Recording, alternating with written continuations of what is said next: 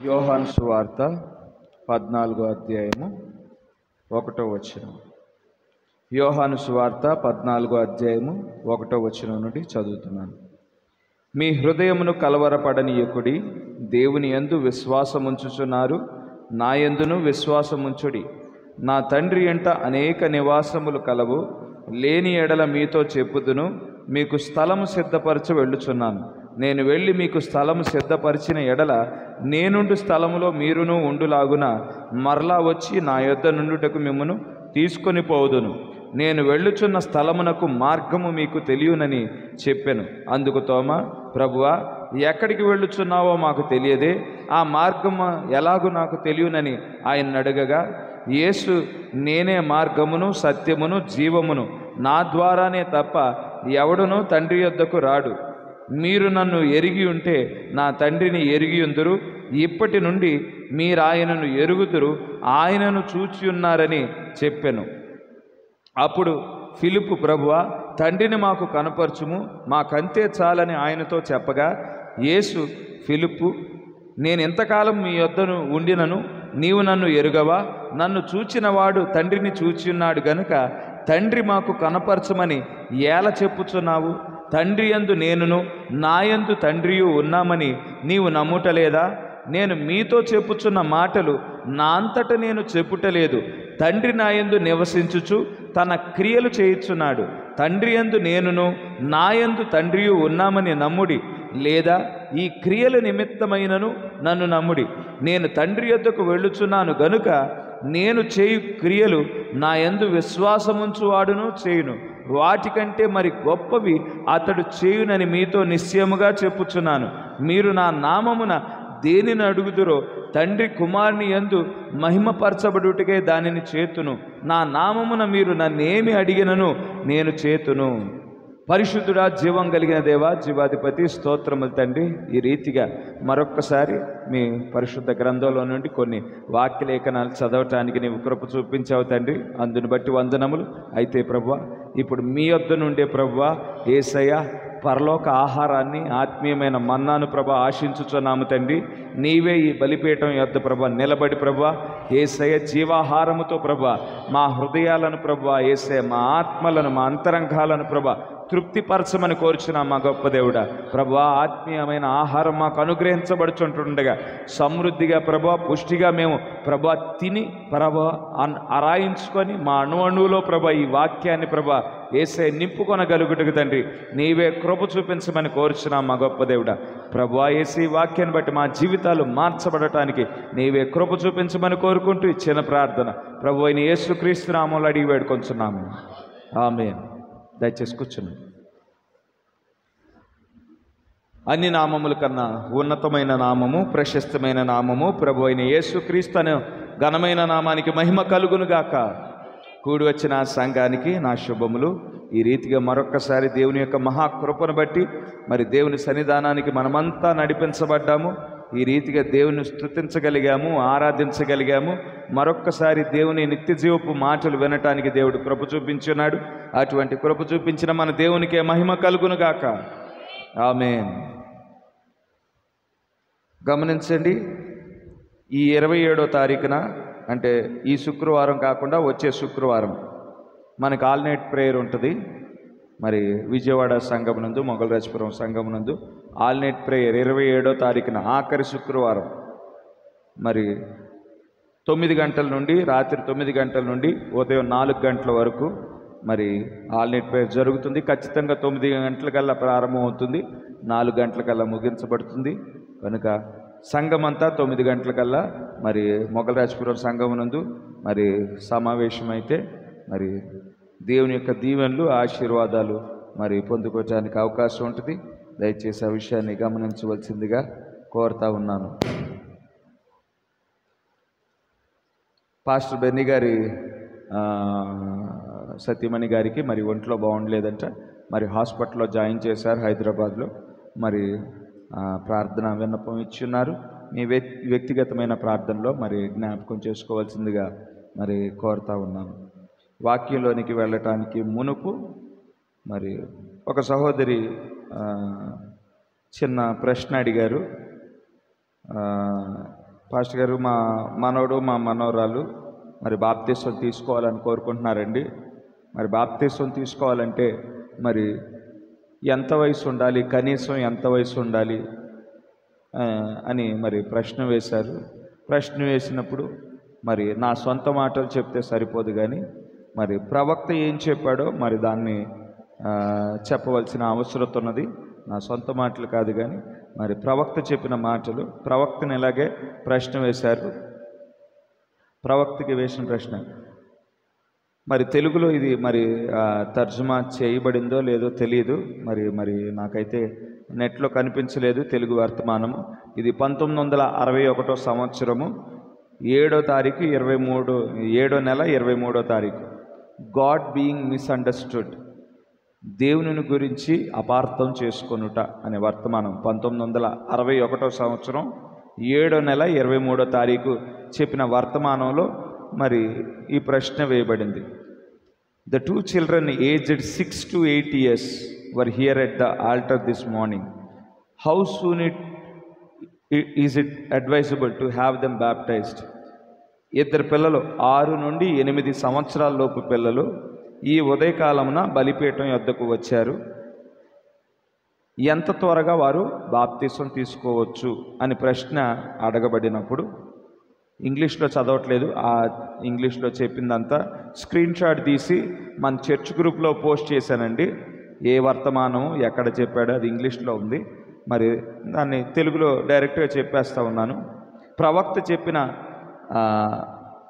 సమాధానం ఏమిటంటే, ఒక వ్యక్తి పశ్చాత్తాపపడిన వెంటనే బాప్తిసం తీసుకోవచ్చు. పశ్చాత్తాపపడిన వెంటనే బాప్తిసం తీసుకోవచ్చు. పెంతుకొస్తు దినాన మరి అక్కడ పరిశుద్ధాత్మతో వారు నింపబడినప్పుడు వారు బిగ్గరగా దేవుని స్తుతిస్తూ ఉన్నారు, బిగ్గరగా దేవునిని ఆరాధిస్తూ ఉన్నారు. పరిశుద్ధాత్మతో వారు నింపబడటాన్ని బట్టి వారి మాటలు తడబడటం ప్రారంభమయ్యాయి. వారి యొక్క స్తుతులు, వారి యొక్క స్తోత్రాలు, వారి యొక్క మరి భాషలు మాట్లాడటం, ఇవన్నీ చుట్టుపక్కల వారు విని వారిని చూడటానికి వచ్చారు. ఏంటా ఈ అరుపులు, ఏంటా ఈ కేకలు అని వారిని చూడటానికి వచ్చినప్పుడు మరి ఈ ఆదిమ సంఘం కనిపించారు. 120 మంది ఆదిమ సంఘం, ఎవరిలో అయితే పరిశుద్ధాత్మ కృమ్మరించబడిందో మరి వారి దగ్గరికి వచ్చారు. వారి దగ్గరికి వచ్చినప్పుడు మరి వారు మాట్లాడుచున్నప్పుడు వారి మాట తడబడతా ఉన్నది. వాళ్ళు అనుకున్నారు, చూడటానికి వచ్చిన వాళ్ళు, వీళ్ళు ద్రాక్షరసం తాగారు, అందుకే వీరి మాట తడబడుతుంది అని అనుకున్నారు. అయ్యో, ఇప్పుడు సమయం చూస్తే మొదటి జామే, ఇంకా కొట్లు తెరిసే సమయం అవ్వలేదు, ద్రాక్షరసపు కొట్లు తెరిసే సమయం అవ్వలేదు. వీళ్ళు ద్రాక్షరసాన్ని బట్టి కాదు వీరి మాట తడబడింది. వీళ్ళు యోవేలులో ఏ వాగ్దానం అయితే ఇవ్వబడిందో ఆ పరిశుద్ధాత్మతో వీరు నింపబడ్డారు, అందుకే వీరి మాట తడబడుతుంది అని అన్నప్పుడు, అక్కడ మేము కూడా ఆ పరిశుద్ధాత్మను పొందుకోవాలంటే ఏం చేయాలి అంటే, మీరు మీ పాపముల నిమిత్తం పశ్చాత్తాపపడి మారు మనస్సు పొందుకొనినప్పుడు, మరి యేసుక్రీస్తు నామంలో బాప్తిసం పొందుకొనినప్పుడు మీరు పరిశుద్ధాత్మతో నింపబడతారు అని పేతురు గారు సమాధానం చెప్తా ఉన్నారు. అక్కడ వారు మరి వారి పాపముల నిమిత్తం పశ్చాత్తాపపడ్డారు, మారు మనస్సు పొందారు, యేసుక్రీస్తు నామంలో బాప్తిసం పొందారు. వెంటనే యేసుక్రీస్తు నామంలో బాప్తిసం పొందగానే మరి పేతురు గారు మరి ప్రార్థన చేసినప్పుడు వెంటనే పరిశుద్ధాత్మ పొందుకొనినట్లు మనం చూడగలుగుతూ ఉన్నాము. మరి మొదటిగా మారు మనసు, మరి పశ్చాత్తాపబడి మారు మనసు పొంది వెంటనే బాప్తిసం తీసేసుకున్నారు. మరి అక్కడ వ్యవధి ఏమీ లేదు కనుక పశ్చాత్తాపపడిన వెంటనే బాప్తిసం తీసుకోవచ్చు. సరే, అది పెద్దోళ్ళ విషయంలో పశ్చాత్తాపపడిన వెంటనే మరి బాప్తిసం తీసుకోవటానికి అవకాశం ఉంది. మరి చిన్నపిల్లల పరిస్థితి ఏమిటి అని ప్రవక్తని అడిగారు. యేసుక్రీస్తు వారు మరి ఆయన శరీరధారిగా వచ్చినప్పుడు చిన్నపిల్లలను నా యొద్దకు రానివ్వండి, వారిని ఆటంకపరచవద్దు అని యేసుక్రీస్తు వారు చెప్పిన మాటను జ్ఞాపకం చేస్తూ ఉన్నాడు ప్రవక్త. కనుక చిన్నపిల్లలు అయినప్పటికీ ఇదిగో బలిపీఠం దగ్గరికి వచ్చుచున్నప్పుడు, బాప్తిసం తీసుకుంటానని వచ్చుచున్నప్పుడు నేను వారిని ఆపటానికి నేను ధైర్యం చేయను. వాళ్ళు ఏ వయస్సు వాళ్ళైనా కానీ బాప్తిసం తీసుకుంటాను అని ముందుకు వచ్చినప్పుడు వారికి ఖచ్చితంగా బాప్తిసం ఇవ్వవలసిందే అని ప్రవక్త చెప్తా ఉన్నాడు. వయసుతో నిమిత్తం లేదు. వారు స్వతహాగా చిన్నపిల్లలు తల్లిదండ్రులు కొంతమంది బలవంతం చేస్తారు. బలవంతం కాదు, వారు స్వతహాగా వారి హృదయంలో బాప్తిస్వం తీసుకోవాలని వారు ప్రేరేపణ పొందుకుంటే వయసుతో సంబంధం లేకోకుండా మరి వారి యొక్క ఆశను బట్టి మరి దేవుడిచ్చిన ప్రేరేపణ బట్టి మరి బాప్తిస్వం ఇవ్వచ్చు అని ప్రవక్త స్పష్టంగా చెప్పాడు. ఆ చెప్పిన మాటలన్నీ మీకు స్క్రీన్ షాట్ తీసి మన చర్చ్ గ్రూప్లో ఉదయాన మరి పోస్ట్ చేయటం అనేది జరిగింది. మరి ఇది మీకు కూడా పంచుకుంటే బాగుంటుంది అని ఉద్దేశంతో పంచుకున్నాను. ఇక్కడ కూడా మరి ఆ సందేహం కలిగిన వారు మరి ఉన్నారు కనుక ఈ విషయాన్ని గమనించవలసిందిగా కోరుతా ఉన్నాను. సరే, ఈ మధ్యాహ్న సమయంలో to know who we are, మనం ఏమై ఉన్నామో, మనం ఎవరమై ఉన్నామో తెలుసుకొనుట, మనం ఎవరమై ఉన్నామో తెలుసుకొనుట అనే అంశం మీద మాట్లాడాలనే ఆలోచన కలిగి ఉన్నాను. దేవుడే సహాయం చేయనుగాక. మనం ఇప్పుడు ముగింపు కాలంలో మనం జీవిస్తూ ఉన్నాము. మనము కోతకాలంలో మనం జీవిస్తూ ఉన్నాము. ఈ కోతకాలంలో జీవించుచున్న ఎన్నిక చేయబడిన బిడ్డలకు ఏ సంఘకాలంలో ఇవ్వబడిన వాగ్దానం ఈనాడు మనకివ్వబడింది. ఏ సంఘకాలంలో నెరవేర్చబడిన వాగ్దానం ఈనాడు మన జీవితాలలో నెరవేర్చబడనయ్యున్నది. ఏంటి ఆ వాగ్దానం? మిగిలిన సంఘకాలాల్లో ఇవ్వబడిన వాగ్దానం, మనకివ్వబడిన వాగ్దానం ఏంటి? మిగిలిన సంఘకాలాల్లో నెరవేర్చబడని వాగ్దానం, మనలో నెరవేర్చబడనయ్యున్న వాగ్దానం ఏంటి ఆ వాగ్దానం అని ఆలోచన చేసినప్పుడు గడిచిన కాలాలలో మనం చూసినట్లయితే మొదటి సంఘకాలం కానీ, రెండో సంఘకాలం, మూడో సంఘకాలం, నాలుగో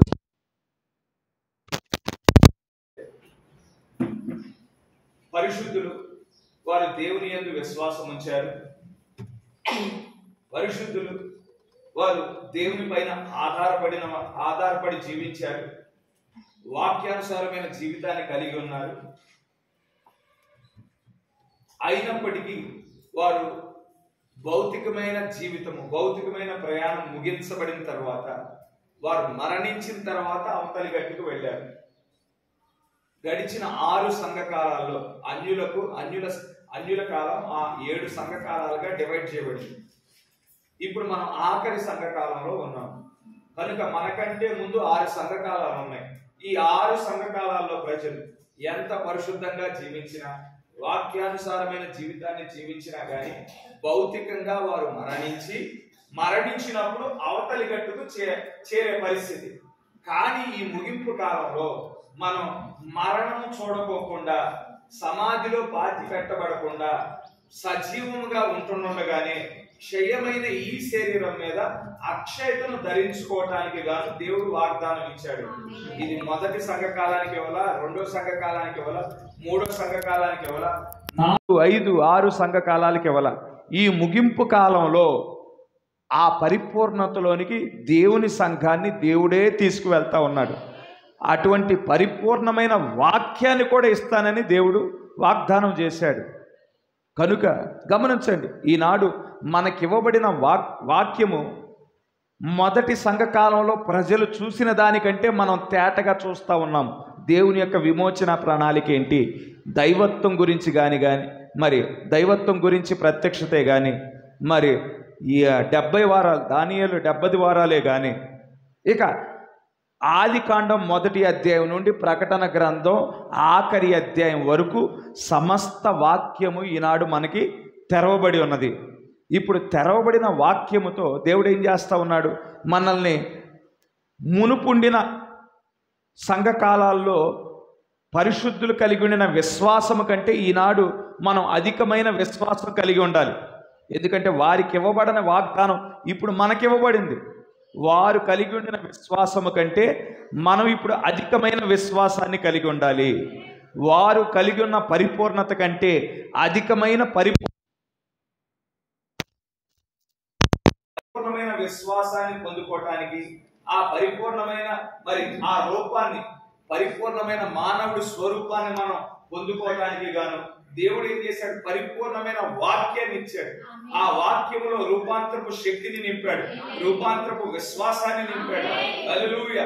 ఆ వాక్యాన్ని ఇప్పుడు మనం స్వీకరించుట ద్వారా, మన జీవితాలలో అన్వయించుకున్నట్టు ద్వారా వాక్యములో ఉన్న శక్తిని మనం తీసుకొచ్చున్న కనుక మనం ఆ వాగ్దానం కోసం మనం సిద్ధపరచబడతా ఉన్నాం. మరి ఆ వాగ్దానం మాత్రమే కాదు, ఈ ముగింపు కాలంలో మరొక ప్రత్యేకమైన వాగ్దానం కూడా ఇవ్వబడింది. ఇంకొక వాగ్దానం ఏమిటి అంటే సింహాసనం గురించిన వాగ్దానము. సింహాసనం గురించిన వాగ్దానము మొదటి సంఘకాలంలో ఇవ్వబడ్డ, రెండో సంఘకాలంలో ఇవ్వబడ్డ, మూడో సంఘకాలంలో ఇవ్వబడ్డ, 4, 5, 6 సంఘకాలాల్లో ఇవ్వబడ్డ, 7వ సంఘకాలంలో మాత్రమే ఇవ్వబడింది సింహాసనం గురించిన వాగ్దానం. నేను జయించి నా తండ్రి సింహాసనం మీద కూర్చునే ప్రకారము మీరును జయించిన ఎడల నాతో పాటు నా సింహాసనం మీద కూర్చుండనిచ్చేదను. హల్లెలూయా. మొదటి సంఘకాలంలో జయించిన వారికి వేరే వాగ్దానం, రెండో సంఘకాలంలో జయించిన వారికి వేరే వాగ్దానం, 3, 4, 5, 6 సంఘకాలంలో జయించిన వారికి వేరు వాగ్దానాలు ఇవ్వబడ్డాయి.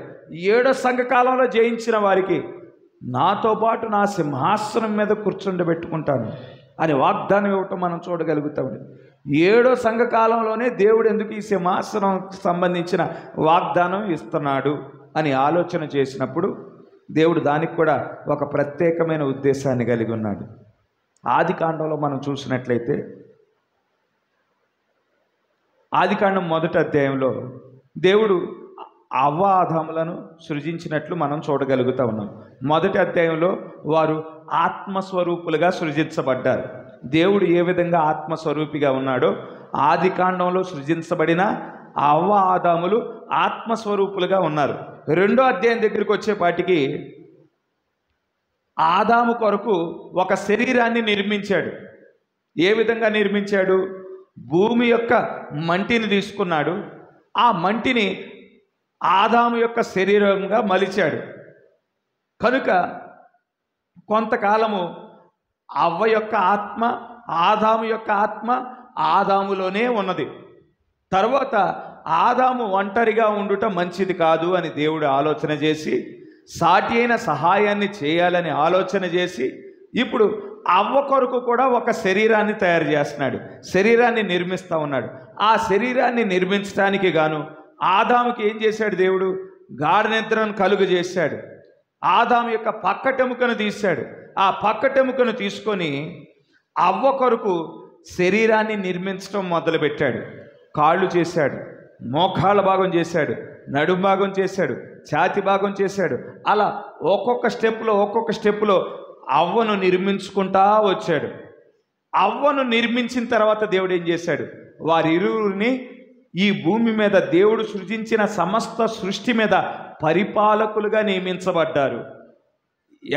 ఎవరి నిర్మాణం అయిన తర్వాత, అవ్వ యొక్క నిర్మాణం అయిపోయిన తర్వాత అవ్వ ఆదాములు దేవుడు సృజించిన సృష్టికి పరిపాలకులుగా నియమించబడ్డారు. వారికి అధికారం ఇవ్వబడింది. వారి అధికారానికి చెట్లైనా లోబడాల్సిందే, పక్షులైనా లోబడాల్సిందే, జంతువులైనా లోబడాల్సిందే. అవ్వ యొక్క నిర్మాణం అయిపోయిన తర్వాత వారు పరిపాలకులుగా నియమించబడ్డారు. అక్కడ అవ్వ యొక్క నిర్మాణం అయిపోయిన తర్వాత ఏ విధంగా వారు పరిపాలకులుగా నియమించబడ్డారో ఇక్కడ దేవుడు వధువును నిర్మించడం ప్రారంభించాడు. మొదటి సంఘకాలంలో కొంత నిర్మించాడు, రెండో సంఘకాలంలో కొంత నిర్మించాడు, మూడో సంఘకాలంలో కొంత నిర్మించాడు, 4, 5, 6, 7వ సంఘకాలం వచ్చేపాటికి పూర్తిగా వధువుని నిర్మించటం అయిపోయింది. అందుకే 7వ సంఘకాలంలో అవ్వ నిర్మించిన తర్వాత ఏం చేశాడు? 7వ సంఘకాలంలో అధికారాన్ని ఇవ్వబోతున్నాడు, సింహాసనం మీద కూర్చుండబెట్టనై ఉన్నాడు. కనుక 7వ సంఘకాలంలో దేవుడు సింహాసనం గురించి మాట్లాడుతూ ఉన్నాడు. 7వ సంఘకాలం తర్వాత 1000 ఏళ్ల పరిపాలన రానై ఉన్నది. దావీదు రాజ్యం ఈ భూమి మీద నెలకొల్పబడనై ఉన్నది. దావీదు సింహాసనం ఈ భూమి మీద స్థాపించబడనై ఉన్నది. అప్పుడు మన దేవునితో పాటు, మన పెండ్లి కుమారుడితో పాటు వధువుగా మనము సింహాసనం మీద కూర్చుండబెట్టబడనై ఉన్నాము. ఆది కాండంలో ఏదైతే జరిగిందో అది ఛాయారూపంలో మాత్రమే జరిగింది. అవ్వ ఆదాములకి ఏదైతే జరిగిందో అది ఛాయే. దాని యొక్క నిజస్వరూపం మన ఎడల జరుగుతూ ఉన్నది. హల్లెలూయా. వారు గమనించండి, వారు పరిపాలకులుగా ఉండటం ఛాయగానే ఉన్నది. వారు ఎవరిని పరిపాలించారు?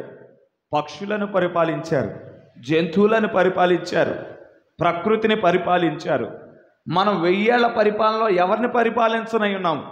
మనము క్రీస్తు కలిసి దావీదు సింహాసనం మీద కూర్చొండనై ఉన్నాము. దావీదు రాజ్యంలో ప్రజలు ఉండనై ఉన్నారు, పక్షులు జంతువులు కాదు, ప్రజలు ఉండనై ఉన్నారు. హల్లెలూయా. ఆ ప్రజలను మనం పరిపాలన చేయనై ఉన్నాము. ఎటువంటి పాపము ఆ రాజ్యంలో ఉండదు, ఎటువంటి అతిక్రమాలు ఆ రాజ్యంలో ఉండవు. హల్లెలూయా. ఎటువంటి మోసాలు ఆ రాజ్యంలో ఉండవు. ఎందుకంటే అది దావీదు రాజ్యమై ఉన్నది, దావీదు కుమారుని రాజ్యమై ఉన్నది. హల్లెలూయా. క్రీస్తే తన వధువుతో పాటు పరిపాలన చేస్తూ ఉంటున్నాడు. హల్లెలూయా. ఆదికాండంలో అక్కడ అవ్వ ఆదాములను మనం చూసినట్లయితే వారు పరిపాలన చేసేటప్పుడు ఎటువంటి శరీరాలను కలిగి ఉన్నారు? వారు భౌతికమైన శరీరాలే కలిగి ఉన్నారు. మనకి ఎటువంటి శరీరం ఉన్నదో వారికి కూడా అటువంటి శరీరమే ఉన్నది. వ్యత్యాసం ఏమిటంటే మన మీద మరణ శాసనం రాయబడింది, వాళ్ళ మీద అప్పుడు మరణ శాసనం లేదు. మరణ శాసనం లేదు కాబట్టి ఆ శరీరాలకి ఆ శరీరాలు కలిగి ఉండినప్పుడు రోగాలు వారికి లేవు, వ్యాధులు లేవు, వృద్ధాప్యం లేదు, మరణము లేదు. ఎన్ని సంవత్సరాలు అవ్వ ఆదాము పాపం చేయకుండా జీవించినప్పటికీ మొదటి రోజు ఏ విధంగా ఉన్నారో ఆఖరి రోజు వరకు అదే విధంగా ఉన్నారు. ఈ వెంట్రుకలు తెల్లబట్టడం లేదు, వెంట్రుకలు రాలిపోవటం లేదు, బట్టతలు రావటం లేదు, నీరసాలు రావటం లేదు. ఎప్పుడు ఆరోగ్యవంతంగానే ఉన్నారు. అటువంటి భౌతికమైన శరీరాన్ని వారు కలిగి ఉన్నారు. కానీ వాళ్ళు ఛాయ అని చెప్పాం కదా, నిజస్వరూపం. మనం 1000 ఏళ్ల పరిపాలనలో ఎటువంటి శరీరాన్ని కలిగి ఉన్నాము? యేసుక్రీస్తు వారు మరణించి మరణం నుండి లేచిన తరువాత ఆయన దేహం మహిమ దేహంగా మార్చబడింది. మహిమ దేహంతో పరలోకానికి ఆరోహణమయ్యాడు. మరలా అదే మహిమ దేహంతో మనల్ని కొనుక్కోవటానికి ఆయన వచ్చువాడై ఉన్నాడు. హల్లెలూయా. ఆయన మనల్ని ఆ గొర్రెపిల్ల వివాహ మహోత్సవానికి కొనిపోయే సమయంలో మన దేహాలు మహిమ దేహాలుగా మార్చబడతాయి. మహిమ దేహాలతో మనం గొర్రెపిల్ల వివాహ మహోత్సవంలోనికి ప్రవేశిస్తాము. గొర్రెపిల్ల వివాహ మహోత్సవం అయిపోయిన తర్వాత మరలా మనం ఈ భూమి మీదకి వస్తాం.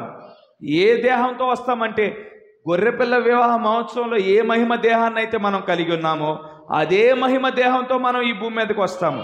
కనుక 1000 ఏళ్ల పరిపాలనలో క్రీస్తు యొక్క వధు మహిమ దేహాలు కలిగి ఉండనై ఉన్నారు. ఆ రాజ్యంలో ఉండే ప్రజలు కాదు, క్రీస్తు మరియు వధువు మహిమ దేహాలు కలిగి ఉండనై ఉన్నారు. అవ్వ ఆదాములు భౌతికమైన శరీరంతోనే వారి పరిపాలన చేసింది. మనమైతే మహిమ దేహంతో పరిపాలన చేయనై ఉన్నాం. వారైతే పక్షులనే పరిపాలన చేసింది, వారైతే జంతువులనే పరిపాలన చేసింది, ప్రకృతినే పరిపాలన చేసింది. మనమైతే ప్రజలను పరిపాలన చేయనై ఉన్నాము. కనుక అది ఛాయ, కానీ మన ఎడల నిజస్వరూపం జరగనై ఉన్నది. అక్కడ మనం గమనించినట్లయితే అవ్వ ఆదాములు వారి యొక్క శరీరము మనవలే శరీర కార్యముల ద్వారా నిర్మించబడలేదు. వారి శరీరము దేవుడే నిర్మించాడు. మట్టి ముద్దను తీసుకొని ఆ మట్టి ముద్ద ద్వారా ఆదాము యొక్క శరీరం నిర్మించబడింది. ఆదాము యొక్క ప్రక్కటెముకను తీసుకొని ఆ ప్రక్కటెముకను అవ్వ యొక్క శరీరముగా దేవుడు నిర్మించడం మనం చూడగలుగుతూ ఉండినాము. కనుక దేవుడు ఆ శరీరాలు నిర్మించి వారిలో వారి ఆత్మలను ప్రవేశింపజేసి ఆ శరీరాల్లో ఆత్మలను ప్రవేశింపజేసిన తర్వాత దేవుడు వారికి వాక్యాన్ని ఇచ్చాడు. ఆ వాక్యపు చట్టంలో నిలబడినంత కాలము వారిని ఏ రోగము తాకలేదు, ఏ వ్యాధి తాకలేదు, ఏ వృద్ధాప్యం తాకలేదు, ఏ మరణము తాకలేదు. అయితే గమనించండి, వారు ఆ వాక్యాన్ని తృణీకరించారు, తర్వాత ఆ వాక్యాన్ని విడనాడారు, పాపము చేశారు. పాపము చేసిన తర్వాత విమోచన ప్రణాళిక రాలేదు. మనం ఇంతకుముందు వర్తమానంలో చెప్పుకున్నాం, redemption is not after thought. Redemption, విమోచన అనేది తర్వాత వచ్చిన ఆలోచన కాదు. అసలు దేవుడు భూమి ఆకాశాలు సృజించటానికి మునిపే దేవదూతలను సృజించటానికి మునిపే, అసలు సృష్టిని సృజించటానికి ప్రారంభించటానికి మునిపే దేవుడు విమోచన ప్రణాళికను గురించి ఆలోచన చేశాడు. హల్లెలూయా. ఆయన తన ఆలోచనలో గొర్రెపిల్లను చూశాడు. ఆయన ఆలోచనలో గొర్రెపిల్ల వధించబడింది. ఆ గొర్రెపిల్ల యొక్క రక్తము ద్వారా అనేక ఎన్నిక చేయబడిన బిడ్డలు రక్షించబడటాన్ని దేవుడు ముందుగానే చూశాడు. కనుక ఆ విమోచన ప్రణాళిక దేవుడు జగత్పునాది వేయబడటానికి మునిపే కలిగి ఉన్నాడు. కాబట్టి ఆయన సృష్టిని సృజించేటప్పుడు, నక్షత్రాలను సృజించేటప్పుడు ఆ విమోచన ప్రణాళికను నక్షత్ర రాసులలో వ్యక్తపరిచాడు. హల్లెలూయా. నక్షత్రాలు సృజించినప్పుడు ఇంకా మనుషులు సృజించబడలేదండి. మనుషులు సృజించబడటానికి మునిపే విమోచన ప్రణాళికను నక్షత్ర రాసుల ద్వారా వ్యక్తపరిచాడు.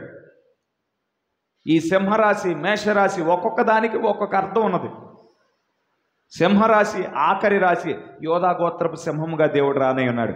మేషరాశి మొదటి, మరి ఆ మేషరాశి ఆయన గొర్రెగా రాని ఉన్నాడు, వధించబడే గొర్రెగా రాని ఉన్నాడు. కన్యారాశి కన్యక గర్భమున జన్మించనై ఉన్నాడు. తులారాశి ఆయన త్రాసులో తూయబడనై ఉన్నాడు. ఒక్కొక్క రాశి ఒక్కొక్క విమోచన ప్రణాళికలో ఒక్కొక్క ఘట్టాన్ని ప్రతిబింబిస్తూ ఉన్నది. కనుక ఆ విమోచన అనేది జగత్పునాది వేయబడటానికి మునిపే ఆయన కలిగి ఉండే ఆలోచన, మానవులు సృజించబడటానికి మునిపే ఆ విమోచన ప్రణాళిక నక్షత్రాలలో వ్యక్తపరిచాడు, ప్రకృతిలో వ్యక్తపరిచాడు. ఆఖరికి చెట్లలో కూడా మనం విమోచన ప్రణాళికను మనం చూడగలం. ఒక చెట్టును తీసుకుంటే దాని యొక్క ఆకులు రాలిపోతాయి. ఆకులు రాలిపోయినప్పుడు మరి దానిలో ఉండిన తేమంతా భూమిలో కలిసిపోతుంది. భూమి నుండి వేరులోకి వెళ్ళిపోతుంది. మళ్ళా ఆ జీవం వేరులో నుండి లోపలికి వెళ్ళి, చెట్టు లోపలికి వెళ్ళి మళ్ళా ఒక ఆకుగా బయటికి వస్తుంది. మరణం, పునరుద్ధానం అది తెలియజేస్తూ ఉన్నది. అందుకే కీర్తనాకారుడు ఆ సంగతిని గమనించే నీతిమంతుల గురించి మాట్లాడేటప్పుడు చెట్లతో పోలుస్తూ ఉన్నాడు. ఆదికాండంలో కూడా 2 చెట్లు మనం చూడగలుగుతూ ఉన్నాం. ఆదికాండంలో 2 చెట్లు, ఒకటేమో జీవవృక్షము, ఇంకోటేమో బుద్ధి జ్ఞానములు ఇచ్చు చెట్టు అయి ఉన్నది. జీవవృక్షం గమనించండి, జీవవృక్షం ఏమో అది భౌతికమైన చెట్టు కాదు. బుద్ధి జ్ఞానములు ఇచ్చు చెట్టు అది మామూలు మనకు కనిపించే చెట్టు కాదు. జీవవృక్షం అది క్రీస్తే. ఎందుకంటే నేనే జీవాన్ని అన్నాడు. ఆయన తప్ప వేరొకళ్ళు నిత్య జీవం మనకి ఇచ్చే అవకాశం లేదండి. నిత్య జీవం మనం పొందుకోవాలి, మానవుడు పొందుకోవాలి అంటే అది యేసుక్రీస్తు ద్వారానే. ఇప్పుడు ఆ చెట్టు నుండి తింటే వీళ్ళు నిరంతరం మరణం లేకుండా బ్రతుకుతారు అంటే అది ఏమన్నా కాయ కోసుకొని తినటానికి, అది భౌతికమైన చెట్టు కాదు, క్రీస్తే అక్కడ చెట్టుగా పోల్చబడ్డాడు. దావీదు ఏ విధంగా మొదటి కీర్తనలో నీతిమంతుల గురించి మాట్లాడతా, నీతిమంతులు దుష్టుల ఆలోచన చొప్పున నడవక, పాపుల మార్గంలో నిలవక, అపహాసకులు కూర్చుండ చోట కూర్చుండక, దివారాత్రములు ధర్మశాస్త్రమందు ఆనందించుచు దాన్ని ధ్యానించువాడు నీటియోరన నాటబడినదై ఆకురాలక తన కాలమందు ఫలమిచ్చు చెట్టు వలె ఉంటాడు. హల్లెలూయా. నీతిమంతుడు చెట్టుతో పోల్చబడతా ఉన్నాడు. హల్లెలూయా. ఇక్కడ యేసుక్రీస్తు వారు కూడా ఆయన ఒక చెట్టుగా పోల్చబడ్డాడు. అక్కడ జీవవృక్షము అంటే ఒక భౌతికమైన చెట్టు కాదు, యేసుక్రీస్తే అయి ఉన్నాడు. ఇంకోటి బుద్ధి జ్ఞానములు ఇచ్చు చెట్టు, ఏం చెట్టు అండి అది అంటే అది సాతానుడే అయి ఉన్నాడు. ఏమంటే సాతానుడికి ఏదేను వనంలో ప్రవేశం ఉందా అంటే, యోబు గురించి మాట్లాడేటప్పుడు ఆకాశంలో దేవుని దగ్గరికే వెళ్ళాడు యోబు గురించి మాట్లాడటానికి. సాతానుడు దేవుని కలుసుకోలేదా? సాతానుడా, నా కుమారుడైన యోబు గురించి నువ్వు ఎప్పుడైనా ఆలోచన చేశావా అని ప్రశ్నించింది ఎవరు? దేవుడే సాతాన్ని ప్రశ్నించాడు. పరలోకం నుండి త్రోయబడ్డాడు, ఆకాశ మండలాల్లో సంచారం చేస్తూ ఉంటాడనగా దేవుడు మాట్లాడాడు. కనుక వాడికి భూమి మీద తోయబడ్డాడు. భూమి మీద నువ్వు పలానా స్థలానికి రాకూడదు, పలానా స్థలంలో నీకు ప్రవేశం లేదు అని దేవుడు రెస్ట్రిక్షన్ పెట్టలా. కనుక ఆ బుద్ధి జ్ఞానం ఇచ్చు చెట్టు ఏదో కాదు కానీ సాతానుడే అయి ఉన్నాడు. దేవుని నుండి తినినప్పుడు మరణం సంభవించదు, నిత్య జీవం కలుగుద్ది. సాతాను నుండి తినినప్పుడు ఏం కలుగుద్ది? మరణం సంభవించింది. వాళ్ళు ఏం చేశారు? ఆ బుద్ధి జ్ఞానములు ఇచ్చు చెట్టు నుండి తినటం అంటే సాతాను యొక్క మాటలు చేర్చుకోవటం అయి ఉన్నది. కనుక మంచి ఫలములు ఇచ్చు చెట్లు ఉన్నాయి, చెడ్డ ఫలములు ఇచ్చు చెట్లు ఉన్నాయి.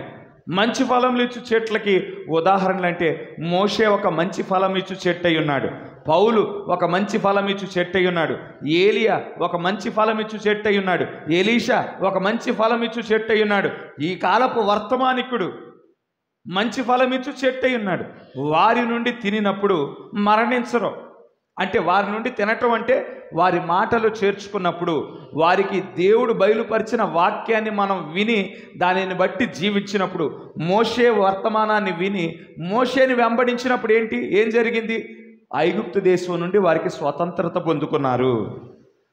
ఏలియా మాట విని అక్కడ సవాలుని అంగీకరించినప్పుడు ఏం జరిగింది? కర్మేలు పర్వతం మీద నిజ దేవుడు ఎవరో తెలుసుకున్నారు. హల్లెలూయా. పౌలు మాటలు చేర్చుకున్నప్పుడు ఏం జరిగింది? రక్షణ మార్గంలోనికి ప్రజలు నడిపించబడ్డారు. ఈ ముగింపు కాలంలో ఈ కాలపు వర్తమానికుడి తిన్నప్పుడు ఏం జరుగుతుంది? రూపాంతరపు విశ్వాసము. హల్లెలూయా. రూపాంతరపు శక్తి చేత నింపబడతారు. మంచి చెట్లు ఇచ్చు మంచి ఫలములు ఇచ్చు చెట్లై ఉన్నారు వీరు. అలాగే చెడ్డ ఫలములు ఇచ్చు చెట్లు కూడా ఉన్నాయి. ఎవరు ఆ చెట్లు అంటే బిలాము ఒక చెడ్డ ఫలమునిచ్చు చెట్టు అయి ఉన్నాడు. వారు ఇజ్రాయేలు శపించబడటానికి ఒక పన్నాగంతో వచ్చాడు. మా పండగలకి రండి అని మోయాబు యొద్దకు ఆహ్వానం ఇచ్చాడు. లోకస్తుల పండగలు ఏ విధంగా ఉంటాయో తెలుసుగా. పల్లెటూరులో బాగా ఈ వినాయక చవితులు ఇవన్నీ రాగానే రికార్డింగ్ డ్యాన్సులు పెట్టేస్తారు. అప్పుడు కూడా అదే విధంగా ఉంది. అప్పుడు కూడా మోయాబుగా ఆహ్వానించినప్పుడు అటువంటి డ్యాన్సులే పెట్టేసి ఉంటారు. ఇజ్రాయెల్ ఏం చేశారు? అవన్నీ చూశారు. అక్కడ స్త్రీలను మోహించారు, వాళ్ళని పెళ్లి చేసుకున్నారు. వచ్చేటప్పుడు ఆ స్త్రీలు ఏం చేశారు? విగ్రహాలను తెచ్చారు. బిలాము యొక్క మాటలు వినినప్పుడు, బిలాము యొద్ద నుండి తినినప్పుడు మరణం సంభవించింది. కోరహు యొద్ద నుండి వినినప్పుడు మరణం సంభవించింది. దాతాను యొద్ద నుండి వినినప్పుడు మరణం సంభవించింది. మంచి ఫలములిచ్చు చెట్లు, చెడ్డ ఫలములిచ్చు చెట్లు. ఈ మంచి ఫలములిచ్చు చెట్లు ఈ పౌలు కానీ, మోషే కానీ, ఏలియా కానీ, ఎలీషా కానీ, ఈ కాలపు వర్తమానికుడు కానీ వారు ఏమై ఉన్నారు? వారు ఒకనాడు దేవుని యొక్క ఆలోచనలో భాగమై ఉన్నారు, దేవుని యొక్క గుణలక్షణం అయి ఉన్నారు. వారు తర్వాత ప్రవక్తలు ప్రవచించబడిన వాక్యముగా ఉన్నారు. ఆ వాక్యం యొక్క నెరవేర్పుగా వారి జీవితం ఉన్నది. మొదట దేవుని యొక్క ఆలోచనగా ఉన్నారు, తర్వాత ప్రవక్తలు ప్రవచించు ఒక ప్రవచనంగా ఉన్నారు, తర్వాత ఆ ప్రవచనం యొక్క నెరవేర్పుగా ఉన్నారు. అర్థమవటానికి బాప్తిస్మిచ్చి యోహాను గురించి మనం ఒక చిన్న ఉదాహరణ తీసుకుందాం. నేను ఇప్పుడు చెప్పింది మొదట వారు ఆలోచన దేవుని యొక్క ఆలోచనగా ఎలా ఉన్నారు, తర్వాత ప్రవక్త ప్రవచించు ప్రవచనంగా ఎలా ఉన్నారు, తర్వాత ప్రవచనం యొక్క నెరవేర్పుగా ఏ విధంగా ఉన్నారు గ్రహించడానికి బాప్తిస్మిచ్చి యోహాను గురించి తీసుకుందాం.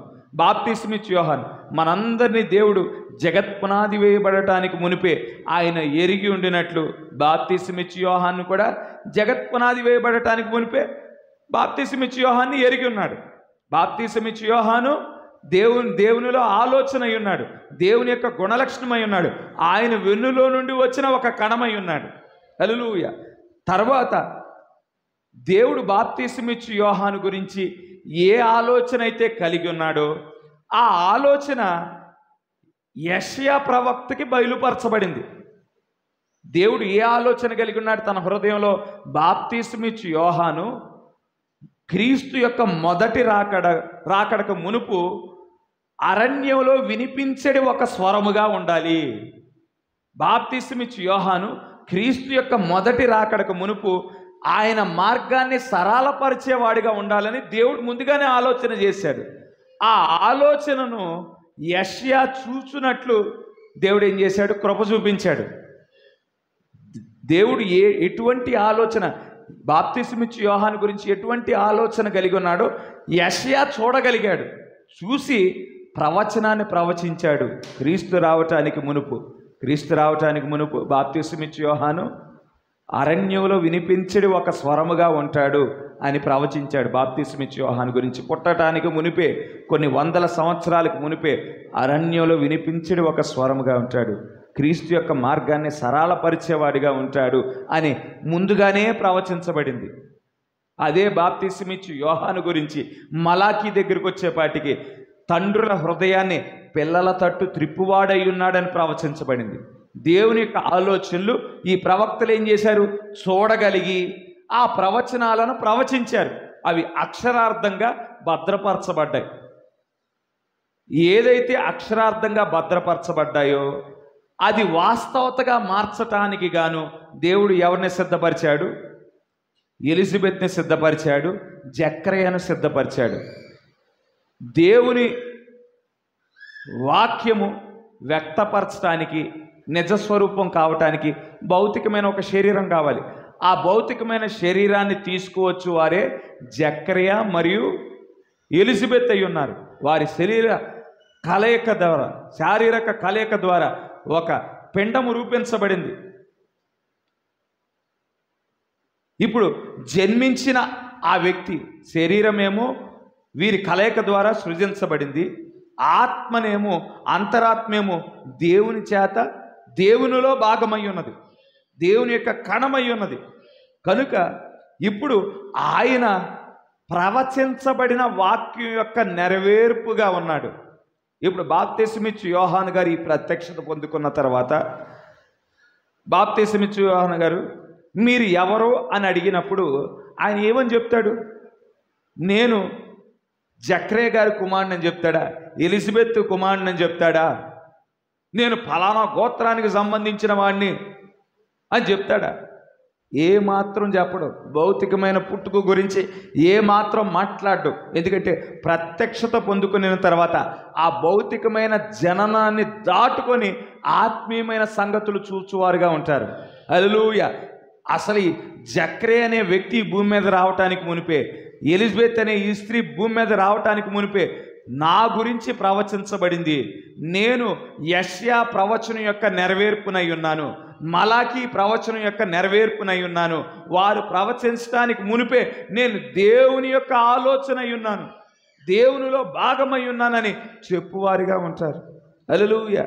ప్రవక్తగా నీ కాలపు వర్తమానికుని కూడా అడిగినప్పుడు ఆయన కూడా నేను మలాకీ 4:5 ఉన్నానని మరి నేను చార్లెస్ ఎల్లా బ్రహ్నం గారి కుమారుడని చెప్పడు. నేను మలాకీ 4:5 అని చెప్తాడు. ఎందుకంటే ప్రత్యక్షత పొందుకొని వాడినై ఉన్నాను. చార్లెస్ ఎల్లా బ్రహ్నం ఈ భూమి మీదకి రావటానికి మునిపే, కొన్ని వందల సంవత్సరాలకు మునిపే మలాకీ 4:5 గురించి ప్రవచించబడింది. ఇదిగో నేను పిల్లల హృదయాన్ని తండ్రులైన అపోస్తుల వైపు త్రిప్పే పరిచర్య కోసం దేవుడు నన్ను జగత్పునాది వేయబడటానికి మునిపే నన్ను నియమించాడు అని ప్రవక్త చెప్తాడు. అదే ప్రశ్న ఈనాడు వాక్యపు ప్రత్యక్షత ఇచ్చిన మిమ్మల్ని నన్ను అడిగితే మనం ఏం చెప్తాం? మేము పలానా వారి అబ్బాయిమండి, పలానా వారి కుమార్తెమండి అని చెప్తామా? ప్రత్యక్షత కలిగిన వారముగా మనం ఏమై ఉన్నామని మనలో మనం అడిగినప్పుడు, బయట వాళ్ళకి ఇవన్నీ చెప్పామంటే అర్థం కాదు. మనలో మనం అడిగినప్పుడు మనం ఏమై ఉన్నాము అని అడిగినప్పుడు మేము ప్రకటన గ్రంథం 10వ అధ్యాయం 8 నుండి 11 వచనాల యొక్క నెరవేర్పుమై ఉన్నాం. అదిగో అక్కడ ఒక వ్యక్తి తెరవబడిన పుస్తకాన్ని తీసుకుంటా ఉన్నాడు. 7 సంఘకాలాలుగా ఆ పుస్తకం ముద్రించబడి ఉన్నది. ఇప్పుడు ఆ ముద్రించబడిన పుస్తకం తెరవబడి ఉన్నది. తెరవబడిన పుస్తకాన్ని ఇప్పుడు వధించబడిన గొర్రెపిల్ల తండ్రి యొద్ద నుండి తీసుకొని ఇప్పుడు అక్కడ 10వ అధ్యాయంలో యోహానుకి ఇస్తా ఉన్నాడు. ఆ యోహాను ఎవరిని ప్రతిబింబిస్తా ఉన్నాడు? నన్నే ప్రతిబింబిస్తా ఉన్నాడు. ఇప్పుడు తెరవబడిన ఆ వాక్యము నాకే ఇవ్వబడింది. ఆ వాక్యాన్ని తినుచున్నవాడిని నేనే అయి ఉన్నాను. ఆ వాక్యం నాలోనే అన్వయించుకొని ఉన్నాను. ఆ వాక్యపు ప్రత్యక్షతగా నేనే ఉన్నాను. నేనే ఆ ప్రకటన 10:8 వచనం నుండి 11వ వచనం యొక్క నెరవేర్పునై ఉన్నానని చెప్పువారిగా ఉంటారు. హల్లెలూయా. ఈ ప్రత్యక్షత లేదనుకోండి, గర్వంగా నేను పలానా కులానికి సంబంధించినోడిని, మాకు సమాజంలో ఎంత పేరుందో తెలుసా, మాకు సమాజంలో ఎంత పలుకుబడి ఉందో తెలుసా, మాకు ఎంత ఆస్తి ఉందో తెలుసా, మాకు ఎన్ని స్థలాలు ఉన్నాయో తెలుసా, మాకు ఎన్ని ఇళ్ళు ఉన్నాయో తెలుసా, వీటిని పట్టుకుంటారు. నీ ప్రత్యక్షత లేకపోతే కయ్యోను ఏదైతే ఈ భూమి మీద సృష్టించాడో దాన్ని పట్టుకుంటారు. ప్రత్యక్షత లేకపోతే నేను పలానా కులానికి సంబంధించిన, మా కులం అంటే మాకు గౌరవం, మేము ఫలానా గోత్రానికి సంబంధించిన వాళ్ళం, మా గోత్రం అంటే మాకు గౌరవం, మేము ఫలానా వంశానికి సంబంధించిన వాళ్ళం, మేము ఫలానా వంశం అంటే ఈ వంశం అంటే మాకు ఎంత పేరో తెలుసా. ప్రత్యక్షత లేకపోతే వచ్చే మాటలు ఇవన్నీ ఎవరు సృజించారు? కయ్యోను బుద్ధి జ్ఞానములు ఇచ్చు చెట్టు నుండి తినటం వల్ల ఆ జ్ఞానంతో ఇవన్నీ సృష్టించడం ప్రారంభించాడు. ఇవన్నీ కయ్యోను యొక్క సృష్టి అయి ఉన్నది. ఈ నాగరికత కానీ కయ్యోనులో సాతానుడు ఈ కులాలు, ఈ మతాలు, ఈ పెద్ద పెద్ద బిల్డింగులు, ఆస్తులు, వీటి మీద మనుష్యుడికి ప్రేమను కలుగజేయటం, ఇవన్నీ కయ్యోను చేసిన కార్యము. కయ్యోనులో సాతానుడు చేసిన కార్యము. అందుకే ప్రభువైన యేసుక్రీస్తు వారి దగ్గరికి సాతానుడు వచ్చి అకస్మాత్తుగా ఒక గోపురం మీదకి తీసుకెళ్ళిపోయాడు. ఒక్కసారిగా ఆత్మలో ప్రయాణం చేసేలాగా జుక్మని తీసుకెళ్ళిపోయాడు ఒక పర్వతం మీదకి. ఆ పర్వతం మీద నిలబెట్టి ఈ లోక రాజ్యాలన్నీ చూపించాడంట. ఇదిగో అమెరికా దేశం ఈ విధంగా ఉంటుంది, రష్యా దేశం ఈ విధంగా ఉంటుంది, చైనా దేశం ఎంత శక్తివంతంగా ఉంటుంది, పలానా ఇజ్రాయెల్ దేశం, పలానా ఇరాన్ దేశం ఈ విధంగా ఉంటుంది. ఈ దేశాలు, ధనిక దేశాలన్నిటిని చూపించాడు. ప్రపంచంలో ఉన్న దేశాలన్నీ చూపించాడు. 195 దేశాలు చూపించాడు. వీటినన్నిటినీ నేనే పరిపాలన చేస్తూ ఉన్నాను. ఒక్కసారి నాకు సాగిలపడు, నమస్కారం చేయి, ఇవన్నీ నీ వశం చేసేస్తానన్నాడు. అయితే ప్రభువైన యేసుక్రీస్తు వారు ఒక భౌతికమైన మానవుడి వలె కయ్యోను సృజించిన వాటి వైపు ఆకర్షించబడేవాడు కాదు. ప్రత్యక్షత కలిగిన వాడై ఉన్నాడు. ఆయనే పరిపూర్ణమైన వాక్యం అయి ఉన్నాడు. ఇవన్నీ కయ్యోను యొక్క సృష్టి అయి ఉన్నాయని దేవుడికి తెలుసు. ఇవన్నీ 1000 ఏళ్ల పరిపాలన ప్రారంభం కావటానికి మునిపే నాశనం చేయబడతాయని దేవునికి తెలుసు. 1000 ఏళ్ల పరిపాలన ప్రారంభమైన వెంటనే దావీదు రాజ్యం నెలకొల్పబడుతుంది. 1000 ఏళ్ల పరిపాలన ప్రారంభం కావటానికి మునిపే వీటన్నిటినీ దేవుడే యేసుక్రీస్తు వారే స్వాధీనపరుచుకొని దావీదు రాజ్యం నెలకొల్పుతాడు. దావీదు సింహాసనం స్థిరపరచబడుతుంది. అప్పుడు ఆయన తన వధువు కలిసి పరిపాలన చేస్తారు అని ఆయన ఎరిగి ఉండి సాతానుడు పెట్టిన శోధనకి ఏమాత్రం లాగబడలా. ఈనాడు మనకి కూడా దేవుడు అదే ప్రత్యక్షత ఇస్తూ ఉన్నాడు. యేసుక్రీస్తు వారు ఏ ప్రత్యక్షతనైతే కలిగి ఉన్నాడో అదే ప్రత్యక్షత ఈనాడు వధువుకి ఇవ్వబడుతుంది. హల్లెలూయా. నీవు 1000 ఏళ్ల పరిపాలనలో క్రీస్తుతో పాటు క్రీస్తు సింహాసనం మీద పరిపాలన చేయనయ్యున్నావు. ఇదంతా నీ స్వాస్థ్యము కానయ్యున్నది. ఇప్పుడు పొందుకోవటానికి ప్రయాసపడతావా? 1000 ఏళ్ల పరిపాలనలో పొందుకోవటానికి ప్రయాసపడతావా?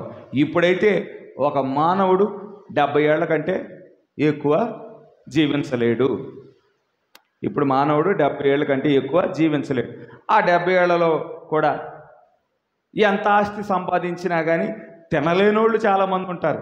తినటానికి యోగ్యత లేనోళ్ళు చాలామంది ఉంటారు. మొన్న అంబానీ రెండో కొడుక్కి పెళ్లి చేశారు. 5,000 కోట్లు పెట్టి పెళ్లి చేశారు. ఆ కుర్రడికి ఏదో వ్యాధి ఉంది, ఆస్తమాకు సంబంధించిన వ్యాధి. ఏసీ ఆన్ చేసుకొని పడుకోలేడు. ఎంత ఆస్తున్నా కానీ సమ్మర్ సీజన్ వచ్చిందనుకోండి, మనకి ఎక్కడ వేడి ఉన్నట్టే ముంబైలో కూడా బాగానే వేడిగానే ఉంటుంది, వేడి ఎక్కువగానే ఉంటుంది ముంబైలో కూడా. ఆ ఆస్తమా వ్యాధి వలన ఏసీ ఆన్ చేసుకొని పడుకోలేడు ఎన్ని వేల కోట్లు ఉన్నా కానీ. ఆయనకుండిన రోగాన్ని బట్టి మరి ఎక్కువ ఆహారం కూడా తినలేడు, ఆ పర్సనాలిటీని బట్టి, ఆ రోగాన్ని బట్టి. ఎంత ఆస్తున్నా కానీ, ఆస్తి సంపాదించుకున్నా కానీ తినే యోగ్యత కూడా ఉండాలి. ఇప్పుడు నువ్వు పొందుకోవటానికి ప్రయత్నం చేసావంటే ఒక మనిషి 70 సంవత్సరాలే 1000 ఏళ్ల పరిపాలనలో 1000 సంవత్సరాల పాటు నువ్వు వధువుగా ఉండనై ఉంటావు. ఆ దావీదు రాజ్యానికి రాణిగా ఉండనై ఉన్నావు. హల్లెలూయా. ఆయన సన్నిధిలో ఆయన సింహాసనం మీద కూర్చుండనై ఉన్నావు. ప్రజలను పరిపాలించనై ఉన్నావు. కనుక యేసుక్రీస్తు వారు ఆ ప్రత్యక్షతతో సాతానా నా వెనక పో అన్నాడంతే. ఈనాడు మనకి హక్కు పత్రం ఇవ్వబడింది. 1000 ఏళ్ల పరిపాలన ప్రారంభం కావటానికి మునిపే మనకి హక్కు పత్రం ఇవ్వబడింది. ఇదిగో నీకోసం నేను రక్తాన్ని కార్చాను, నీకోసం నేను ప్రాణాన్ని పెట్టాను. హల్లెలూయా. నీ పేరు ఇదిగో ఈ హక్కు పత్రం మీద రాయబడి ఉన్నది. ఇదిగో ఈ భూమి కానీ ఈ ప్రకృతి కానీ సమస్తం నీకు స్వాస్థ్యముగా ఇవ్వబడనై ఉన్నది. నీవు విమోచించబడటానికి గాను నీవు నిర్ణయించబడిన వాడవై ఉన్నావని ఆ హక్కు పత్రం ఇవ్వబడి ఉన్నది. ఆ హక్కు పత్రం గమనించండి జాగ్రత్తగా. ఈ వాక్యాన్ని మనం జాగ్రత్తగా, పిల్లల్ని కొంచెం కంట్రోల్ చేయండి. పెద్దోళ్ళు మన చర్చిలో చాలామంది కంప్లైంట్ చేస్తున్నారండి, పిల్లల వల్ల మేము వాక్యం వినలేకపోతున్నామండి అని చాలామంది కంప్లైంట్ చేస్తూ ఉన్నారు. మరి తల్లిదండ్రులు మీ గురించే కదండి, మా అబ్బాయి గురించి కూడా కంప్లైంట్ చేస్తున్నారు. అక్కడ మా బుడ్డోడు ఆయన అసలు కంట్రోల్ చేయటం కష్టమే. కాకపోతే ఇక కొంచెం డిస్టర్బెన్స్ లేకుండా చేయండి. కనుక ఆ హక్కు పత్రము మనకివ్వబడింది. ఆ హక్కు పత్రము మనం అది జాగ్రత్త వహించవలసిన వారమైన దాని విషయమే మనం జాగ్రత్త వహించవలసిన వారమై ఉన్నాం. భౌతికమైన మన ఇళ్ల పట్టాలు ఏ విధంగా జాగ్రత్తగా దాచుకుంటామో, మన బ్యాంకు పాస్బుక్లు ఏ విధంగా జాగ్రత్తగా దాచుకుంటాము, ఇన్సూరెన్స్ పేపర్లు ఏ విధంగా జాగ్రత్తగా దాచుకుంటామో, మనకివ్వబడిన ఈ వాక్యము కూడా మనం జాగ్రత్తగా మరి మన హృదయం ముందు భద్రపరచుకోవలసిన వారమై ఉన్నాం. మన ఆలోచనలు అయితే మన ఆలోచనల నుంచి సాతానుడు తప్పించగలడు. మన ఆలోచనలో దాచుకున్నాం అనుకోండి, ఆలోచనలో నుంచి వాడు తొలగించగలడు. మన ఊహల్లో దాచుకున్నాం అనుకో, ఆ ఊహలు కూడా మర్చిపోనట్లు చేయగలడు. అయితే ఈ వాక్యం ఎక్కడికి వెళ్ళాలి? శరీరాన్ని దాటుకొని ఆత్మ దగ్గరికి, ఆత్మను దాటుకొని అంతరాత్మలోనికి ప్రవేశించాలి. హల్లెలూయా. ఆ అంతరాత్మలో మనం ఈ వాక్యాన్ని భద్రపరుచుకున్నాం అనుకోండి, అంతరాత్మలోనికి సాతానుడు ప్రవేశించలేడు. ఎప్పుడు అంతరాత్మలోనికి ప్రవేశిస్తుందంటే ఈ వాక్యాన్ని విని ఇది సత్యమని గుర్తించి విశ్వసించినప్పుడు అది అంగీకరించబడుతుంది, అంతరంగంలో అంగీకరించబడుతుంది. హల్లెలూయా. యోబు దగ్గర కూడా గమనించండి, సాతానుడికి శరీరాన్ని ముట్టుకోవటానికి ఆత్మను ముట్టుకోవటానికి దేవుడు అవకాశం ఇచ్చాడు, కానీ అంతరంగం ముట్టుకోవటానికి దేవుడు అవకాశం ఇవ్వాల. శరీరంలో వ్యాధులు కలుగజేశాడు. ఆత్మ దగ్గరికి వచ్చేపాటికి ఆలోచనలు తిప్పటానికి భార్యను నిలబెట్టాడు, స్నేహితులను నిలబెట్టాడు. భార్యము దేవుని దూషించి చచ్చిపో అని అంటుంది. ఓదార్చడానికి వచ్చిన స్నేహితులేమో నువ్వు ఎంత ఆశీర్వదించబడిన వాడవుగా ఒకనాడు ఉన్నావు, ఇప్పుడు ఇంత దరిద్రపు స్థితిలోనికి నువ్వు రావటానికి గాను నువ్వు ఏదో రహస్యంగా పాపం చేశావని అతని విశ్వాసాన్ని కదల్చడానికి శతవిధాల ప్రయత్నం చేయబడ్డాయి. ఆత్మ దగ్గరికి వచ్చేపాటికి ఆలోచనలు, ఊహలు, మనస్సాక్షితో సాతానుడు మనల్ని నియంత్రించడానికి ప్రయత్నం చేస్తాడు. అయితే అవి కూడా దాటుకొని వాక్యం ఎప్పుడైతే అంతరంగంలోనికి ప్రవేశించిందో, వాక్యం అనగా ఎవరో కాదు కానీ దేవుడే వాక్యమై ఉన్నాడు.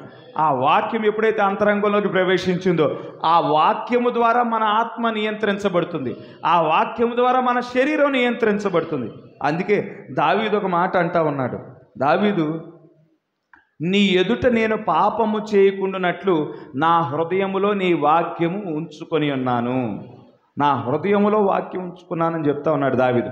నీ ఎదుట నేను పాపం చేయకుండా ఉండాలి అంటే నా ఆలోచనలో నీ వాక్యం కాదు, నా తలంపులలో నీ వాక్యం కాదు.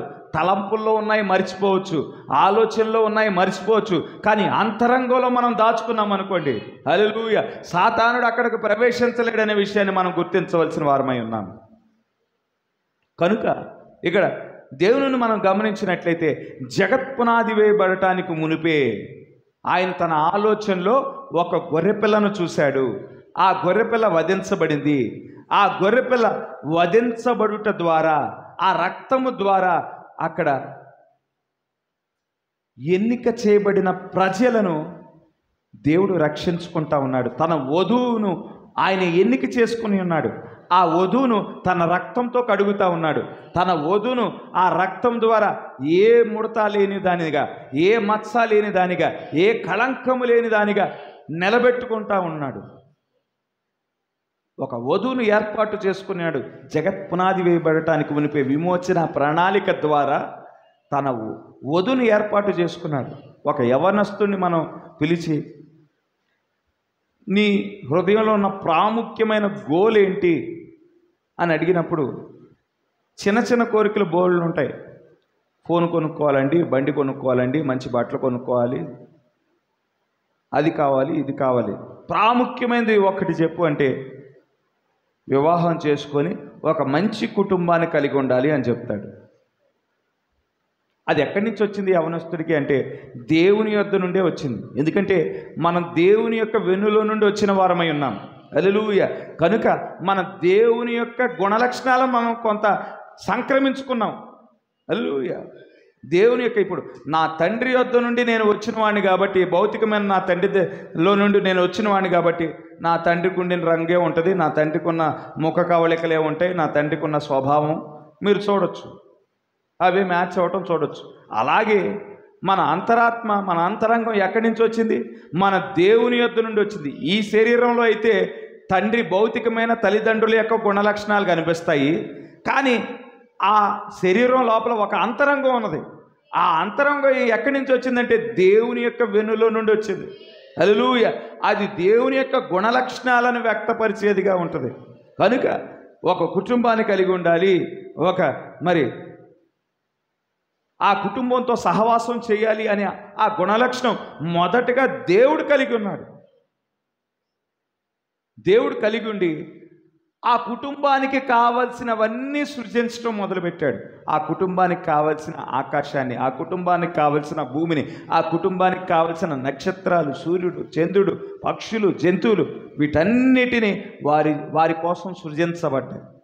ఆఖరిగా సమస్తము వాతావరణం కూడా సృజించబడిన తర్వాత అప్పుడు కుటుంబాన్ని తీసుకొస్తూ ఉండినాడు సహవాసం చేయటానికి. కానీ అక్కడ ఏదేను వనంలో మొదటి భాగం నెరవేర్చబడింది. ఆయన ఆలోచనలో మొదటి భాగం నెరవేర్చబడింది. దేవుడు సృజించిన ఈ భూమి కానీ, ఈ ఆకాశం కానీ, ఇది మొదటి భూమి, మొదటి ఆకాశం. మనం ఇంకొక భూమి, ఇంకొక ఆకాశాన్ని మనం ప్రకటన గ్రంథం 21వ అధ్యాయం 22వ అధ్యాయంలో చూడగలం. ప్రకటన గ్రంథం 21, 22లో ఇప్పుడుండిన భూమి కాకుండా, ఇప్పుడుండిన ఆకాశం కాకుండా వేరొక భూమి, వేరొక ఆకాశాన్ని మనం చూడగలుగుతూ ఉన్నాం. ఈ భూమి, ఈ ఆకాశంలో అయితే గమనించండి, ఈ పాత భూమి, ఈ పాత ఆకాశం ఉండినప్పుడు దేవుడు ఏం చేశాడు? ఆదాము కోసం ప్రతి చల్లపూట వేళ ఆదాము కోసం దిగి వచ్చేవాడు. కానీ ప్రకటన గ్రంథం 21, 22 అధ్యాయంలో ఉండిన భూమి ఆకాశం ఏర్పడినప్పుడు ఆయన ప్రతి చల్లపూట వేళ దిగి రావటం కాదు. ఆ కొత్త భూమి, కొత్త ఆకాశం వచ్చినప్పుడు దేవుడు ఇక నిత్యము తన వధువుతో నివసించువాడై ఉన్నాడు. హల్లెలూయా. పాత భూమి, పాత ఆకాశం ఉండినప్పుడు పరలోక యెరూషలేము పట్టణం భూమి మీదకి దిగి రాలేదు. కొత్త భూమి, కొత్త ఆకాశం వచ్చినప్పుడు పరలోక యెరూషలేము పట్టణం దిగి వస్తుంది. ఆ పరలోక యెరూషలేము పట్టణంలోనే క్రీస్తు మరియు క్రీస్తు యొక్క వధువు నివాసం చేయువారిగా ఉంటారు. హల్లెలూయా. ఇక్కడైతే వెలుగిచ్చువాడు సూర్యుడు, చంద్రుడు, నక్షత్రాలు. కానీ ఇక్కడ చూసినట్లయితే ఆ యెరూషలేము పట్టణంలో దేవుడే వెలుగుగా ఉన్నాడు. అక్కడ సూర్యుని యొక్క వెలుగు లేదు, చంద్రుని యొక్క వెలుగు లేదు, కానీ దేవుడే ఆ పట్టణానికి వెలుగుగా ఉండి ఉన్నాడు. హల్లెలూయా. ఇక్కడ ఈ పాత భూమి, ఈ పాత ఆకాశం మీద అయితే సాతానుడికి యాక్సెస్ ఇవ్వబడింది. సాతానుడు సంచరించడానికి అనుమతి కలిగి ఉన్నాడు. కానీ కొత్త భూమి, కొత్త ఆకాశం వచ్చినప్పుడు 1000 సంవత్సరాల పాటు సాతానుడికి ఈ భూమి మీదకి రావటానికి అసలు అనుమతే ఉండదు. 1000 ఏళ్ళు మనం పరిపాలన చేస్తాము.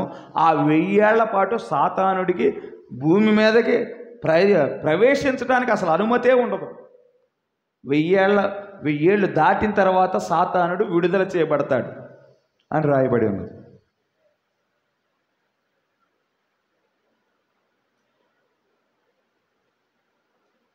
కనుక ఈ వర్తమానం దగ్గరకు వచ్చేపాటికి దేవుడు మనకి గడిచిన సంఘకాలాల్లో చూడని సంగతులు, వినని సంగతులు, బయలుపరచబడిన సంగతులు ఈనాడు ఒక్కొక్కటి దేవుడే దిగివచ్చి మన మధ్యన నిలబడి ఆయనే ఒక్కొక్క సంగతి మనకి విప్పటం మనం చూడగలుగుతూ ఉండినాం.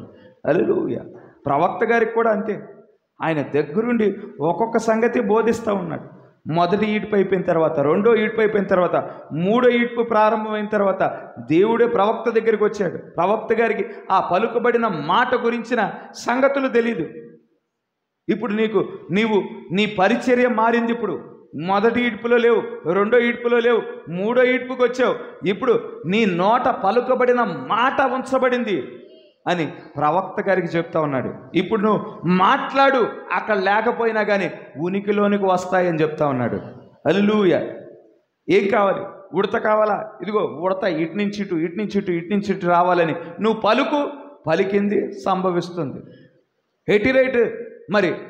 హెటిరైట్కి చెప్పమంటున్నాడు. నీకు ఏం కావాలో అది అడుగు, నేను నీకు అనుగ్రహిస్తున్నానని చెప్పమంటున్నాడు. దేవుడు అనుగ్రహిస్తున్నాడని చెప్పమంటలా, నేనే నీకు అది జరుగును అని నీకుగా నువ్వే. మోషే కూడా మూడో ఈడ్పుకు వచ్చినప్పుడు ప్రతిదానికి వెళ్ళి ఇది యెహోవా నామం పేరిట జరుగునుగాక అనలేదు. మోషేనే పలుకుతా ఉన్నాడు అక్కడ. మిడతలు కలుగునుగాక అనగానే మిడతలు వచ్చేసినాయి. కప్పలు కలుగునుగాక కప్పలు వచ్చేసినాయి. వడగండ్ల వాన కురిపించబడునుగాక కురిపించబడ్డాయి.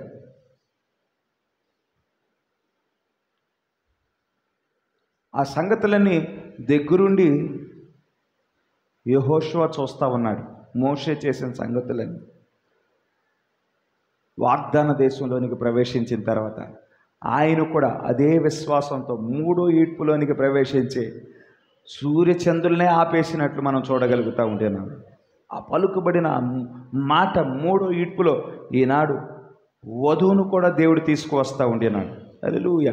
ఆ సంగతులను నేర్పిస్తూ ఉన్నాడు. ఇది ప్రతి కాలంలో దేవుడు చేసే కార్యమే ఉన్నది. దేవుడే కొత్త సంగతులను బయలుపరచువాడై ఉన్నాడు, నేర్పించువాడై ఉన్నాడు, ఒక దశ నుండి ఇంకో దశకు తీసుకువెళ్ళివాడై ఉన్నాడు. పౌలు కాలంలో గమనించండి. పౌలు పత్రికలు రాయటానికి మునుపు వాళ్ళకి 4 పుస్తకాలు ఉన్నాయి. మత్తయి సువార్త, మార్కు సువార్త, లోక, యోహాను సువార్త. ఈ 4 సువార్తలే ఉన్నాయి. పౌలు వచ్చేదాకా మిగిలిన పత్రికలు ఏం రాయబడలేదు. ఆ 4 సువార్తలలో యేసుక్రీస్తు వారు చేసిన కార్యాలే ఉన్నాయి. ఆయన వచ్చి రోగగ్రస్తుడిని ఈ విధంగా విడుదల చేశాడు, వ్యాధిగ్రస్తుడిని ఈ విధంగా విడుదల పొందుకున్నట్లు చేశాడు, దురాత్మలు పట్టిన పలానా వ్యక్తికి దురాత్మ విడుదల కలిగజేశాడు, మరణించిన పలానా వ్యక్తిని మరణం నుండి లేవనెత్తాడు. యేసుక్రీస్తు యొక్క వంశావళి, యేసుక్రీస్తు వారు ఏ విధంగా మరి సువార్త ప్రకటించాడు, యేసుక్రీస్తు వారు ఏ విధంగా మరి భారాన్ని మోసాడు, యేసుక్రీస్తు వారు ఏ విధంగా వాక్యలేఖనాలు తెరిచాడు, ఈ సంగతులు ఉన్నాయి. అది మొదటి దశ. తర్వాత పౌలు రంగం మీదకి తీసుకురాబడ్డాడు. పౌలు వచ్చేపాటికి ఎఫెసీల పత్రిక రాస్తూ ఉన్నాడు, ఎఫెసీలకు ఒక పత్రిక రాస్తూ ఉన్నాడు, హెబ్రీలకు ఒక పత్రిక రాస్తూ ఉన్నాడు, కొరింథీలకు పత్రిక రాస్తూ ఉన్నాడు. దీంట్లో ఇక పాలు తాగేవారి సంగతులు లేవు, లోతైన సంగతులు ఉన్నాయి. పౌలు మాట్లాడేటప్పుడు మెల్కీసెదెకు గురించి మాట్లాడుతూ ఉన్నాడు. పౌలు మాట్లాడేటప్పుడు ఇదిగో మన కోసం దేవుడు స్థలం సిద్ధపరచడానికి వెళ్ళాడు కదా, ఆ స్థలం ఏంటి? ఆ థియోఫనీ అయి ఉన్నది, వాక్యపు శరీరాలు అయి ఉన్నాయి. ఆ వాక్యపు శరీరాలు మీరు ఈ శరీరం మీద ధరించుకుంటారు అని లోతైన సంగతులు. యేసుక్రీస్తు వారు రోగాల నుండి, వ్యాధుల నుండి, మరి దురాత్మల నుండి విడుదల చేసే కార్యాలు మాట్లాడటం లేదు. మరింత లోతైన సంగతులు. ఎందుకంటే పౌలు గారు ఆయన పరలోకానికి కొనుపోబడ్డాడు. ఇంకా లోతైన సంగతులు మాట్లాడేవాడు, కానీ దేవుడు ఆయనకు అనుమతించలా. ఎందుకంటే ఆ కాలంలో ఆ సంఘము ఎటువంటి స్థితిలో ఉన్నదో అంతవరకే మాట్లాడటానికి దేవుడు అనుమతిస్తాడు. ఎందుకంటే మనం పిల్లలకి, చిన్నపిల్లలకి బిర్యానీ పెట్టలేము, వాళ్ళు అరాయించుకోలేరు. పిల్లలకి తేలిగ్గా జీర్ణమయ్యేవి పెట్టాలి. మనకి మనం తింటే ఎదిగిన వారం కాబట్టి కడుపు నిండుగా ఉంటుంది, బలం ఉంటుంది. కానీ అదే ఆహారం పిల్లలకి పెడితే వాళ్ళు అరాయించుకోలేరు, ఎందుకంటే వారి జీర్ణ కోసం బలహీనంగా ఉంటుంది. ఏ స్థాయిలో ఉండిన విశ్వాసికి అదే స్థాయి యొక్క ఆహారాన్ని దేవుడు ఇచ్చువాడై ఉన్నాడు. మొదటి 4 సువార్తలు కొంతకాలం దేవుడు అనుమతించాడు ఆ సంగతులు బోధించడానికి. తర్వాత అపోస్తలుడైన పౌలుని తీసుకువచ్చాడు. కొంచెం లోతైన సంగతులు. అప్పటికి పౌలు కూడా చాలా సంగతులు నేను బోధించలేకపోతా ఉన్నాను మీ యొక్క ఆత్మీయ స్థితిని బట్టి అని పౌలు మాట్లాడాడు. యేసుక్రీస్తు వారు పరిచర్య చేస్తున్న దినాల్లో కూడా అనేక సంగతులు మీకు బోధించడానికి నేను ఇక పూనుకోవటం లేదు. ఎందుకంటే వాళ్ళు ఇంకా యేసుక్రీస్తు వారు ఏమై ఉన్నారో కూడా గుర్తించలేని స్థితిలోనే ఉన్నారు. ఫిలిప్పు అక్కడ ఏమంటున్నాడు, ప్రభువా మాకు తండ్రిని కనపరచు ప్రభువా అని ప్రశ్న వేయుచున్న వాడి దగ్గరికి వెళ్ళి లోతైన సంగతులు ప్రభు అయిన యేసుక్రీస్తు వారు ఏం మాట్లాడుతూ ఉంటారు. పాత నిబంధనలో ఉండిన యెహోవాయే కొత్త నిబంధనలో ఉండిన క్రీస్తు అయి ఉన్నాడు. హల్లెలూయా. మాకు తండ్రిని కనపరచు అంటే ఇంకా ప్రత్యక్షతకే రాలేదు. ఒకడే దేవుని మనం కలిగి ఉన్నామనే ప్రత్యక్షతకు రాని వారిగా ఉన్నారు.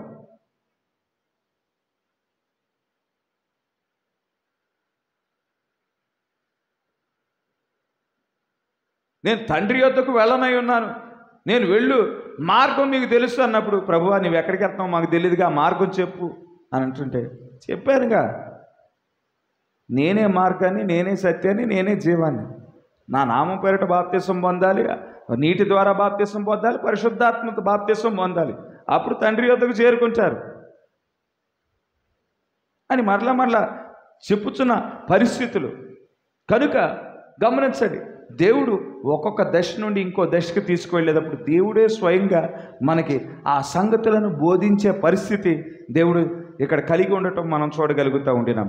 కనుక ఇక్కడ గమనించండి, దేవుని యొక్క నిత్యత్వపు ఆ యొక్క ఉద్దేశం ఏమై ఉన్నది. జగత్ పునాది వేయబడటానికి మునిపే ఆయన గొర్రెపిల్లను చూశాడు, ఆ గొర్రెపిల్ల వధించబడింది, ఆ గొర్రెపిల్ల యొక్క రక్తము ద్వారా గమనించండి, గొర్రెపిల్ల యొక్క రక్తము ద్వారా ఎన్నిక చేయబడిన ప్రజలు అక్కడ రక్షించబడటం మనం చూడగలుగుతూ ఉండినాం. అప్పటికి దేవుడు ఇంకా దేవుడుగా లేడు. దేవుడు ఎప్పుడు దేవుడిగా పిలువబడతాడు అంటే దేవునిని ఆరాధించువారు ఉన్నప్పుడు. దేవదూతలు కూడా ఇంకా సృజించబడలా. ఆయన పరిశుద్ధుడు పరిశుద్ధుడు పరిశుద్ధుడు పరిశుద్ధుడు అని కొనియాడటానికి దేవదూతలు లేరు. ఆయన స్వయం భవుడుగా ఉన్నాడు, స్వయం ఉనికి కలిగిన వాడుగా ఉన్నాడు, శూన్యములో ఒక ఆత్మ ఓటగా ఉన్నాడు. ఆ ఆత్మ ఓటగా ఉండిన ఆయనలో ఆలోచనలు ఉన్నాయి. ఎప్పుడైతే దేవుడిగా మార్చబడ్డాడో, దేవుడిగా మార్చబడటం అంటే ఆయన ఎప్పుడైతే దేవదూతలను సృజించాడో, దేవదూతలు ఆయన్ని ఆరాధించడం మొదలుపెట్టారు. ఇక ఒక్కొక్క ప్రణాళిక ఆయన హృదయంలో ఉండిన ఒక్కొక్క ఆలోచనను నెరవేర్చుకుంటూ రావటం మనం చూడగలుగుతూ ఉండినాం. కనుక ఆయన ఆత్మ ఓటగా ఉండినప్పుడే, స్వయంభవుడిగా ఉండినప్పుడే మనందరినీ ఆయన ఎరిగి ఉన్నాడు. మనం ఏ కుటుంబంలో జన్మించాలో దేవుడే నిర్ణయించాడు. మనం ఏ తల్లిదండ్రులను కలిగి ఉండాలో దేవుడే నిర్ణయించాడు. మన రంగు ఎలా ఉండాలి, సన్నగా ఉండాలా లేదంటే లావుగా ఉండాలా, పొట్టిగా ఉండాలా పొడుగ్గా ఉండాలా, మరి నల్లగా ఉండాలా తెల్లగా ఉండాలా, దేవుడే నిర్ణయించాడు. నీవు స్త్రీగా ఉండాలా పురుషుడిగా ఉండాలా, దేవుడే నిర్ణయించాడు. మనకి నిర్ణయించుకునే ఆప్షన్ లేదు, దేవుడే సమస్తాన్ని నిర్ణయించాడు. మనం ఏ కాలంలో జీవించాలో కూడా దేవుడే నిర్ణయించాడు. మనం జన్మించే కాలాన్ని బట్టి, ఆ యొక్క వర్తమానాన్ని బట్టి మన నిర్మాణం కూడా ఇచ్చాడు, మన సామర్థ్యతను కూడా ఇవ్వటాన్ని మనం చూడగలుగుతూ ఉండినాం. గమనించండి, మనం ఆ విషయాన్ని చాలా తేలిగ్గా గ్రహించవచ్చు. ఉదాహరణకి మలకి 4:5 దాంట్లో అక్కడ రాయబడిన వాక్యం ఏమిటి? యెహోవా నియమించిన భయంకరమైన మహాదినం రావటానికి మునుపు నా దాసుడైన ఏలియాని మీ వద్దకు పంపిస్తాను. నేను వచ్చి శపించకుండానట్లు అతడు వచ్చి తండ్రుల హృదయాన్ని పిల్లల తట్టును, పిల్లల హృదయాన్ని తండ్రుల తట్టును త్రిప్పును. ఈ వాక్యం ఎప్పుడు రాయబడింది? యేసుక్రీస్తు వారు రావటానికి 800 సంవత్సరాల ముందే ఈ వాక్యం రాయబడింది. దేవుని హృదయంలో ఉండిన ఆలోచన మలాకీకి క్రీస్తు శరీరధారిగా రావటానికి 800 సంవత్సరాలకు మునిపే చూపించబడింది కాబట్టి ఇక్కడ మలాకీ అక్షరార్థంగా ఇక్కడ పొందుపరుస్తూ ఉన్నాడు మలాకీ గ్రంథంలో. అంటే ఇక్కడ దేవుడు ముందుగానే నిర్ణయించి, ఏలియాను నిర్ణయించి, యెహోవా నియమించు ఆ భయంకరమైన మహాదినం, ఉగ్రత దినం రావటానికి మునిపే ఇదిగో ఒక దాసుడిని నేను పంపిస్తున్నాను. ఏలి ఆత్మ కలిగి ఉంటాడు. ఆయన వచ్చినప్పుడు ఆయన ఏం చేస్తాడు? ఆయన వచ్చి నేను శరీరధారిగా వచ్చినప్పుడు ఏ సువార్తనైతే ప్రకటిస్తానో ఆ సువార్త ద్వారా అపోస్తులు ఒక పునాది వేస్తారు. ఆ పునాది వైపు ఏలియా వచ్చి తండ్రులైన ఇజ్రాయేలీయుల్ని ఈ పిల్లలైన అపోస్తుల వైపు తిప్పుతాడు. క్రీస్తు వస్తాడు, ఒక సువార్తను తీసుకువస్తాడు. ఆ సువార్త ద్వారా అపోస్తులు ఒక పునాది వేస్తారు సంఘానికి.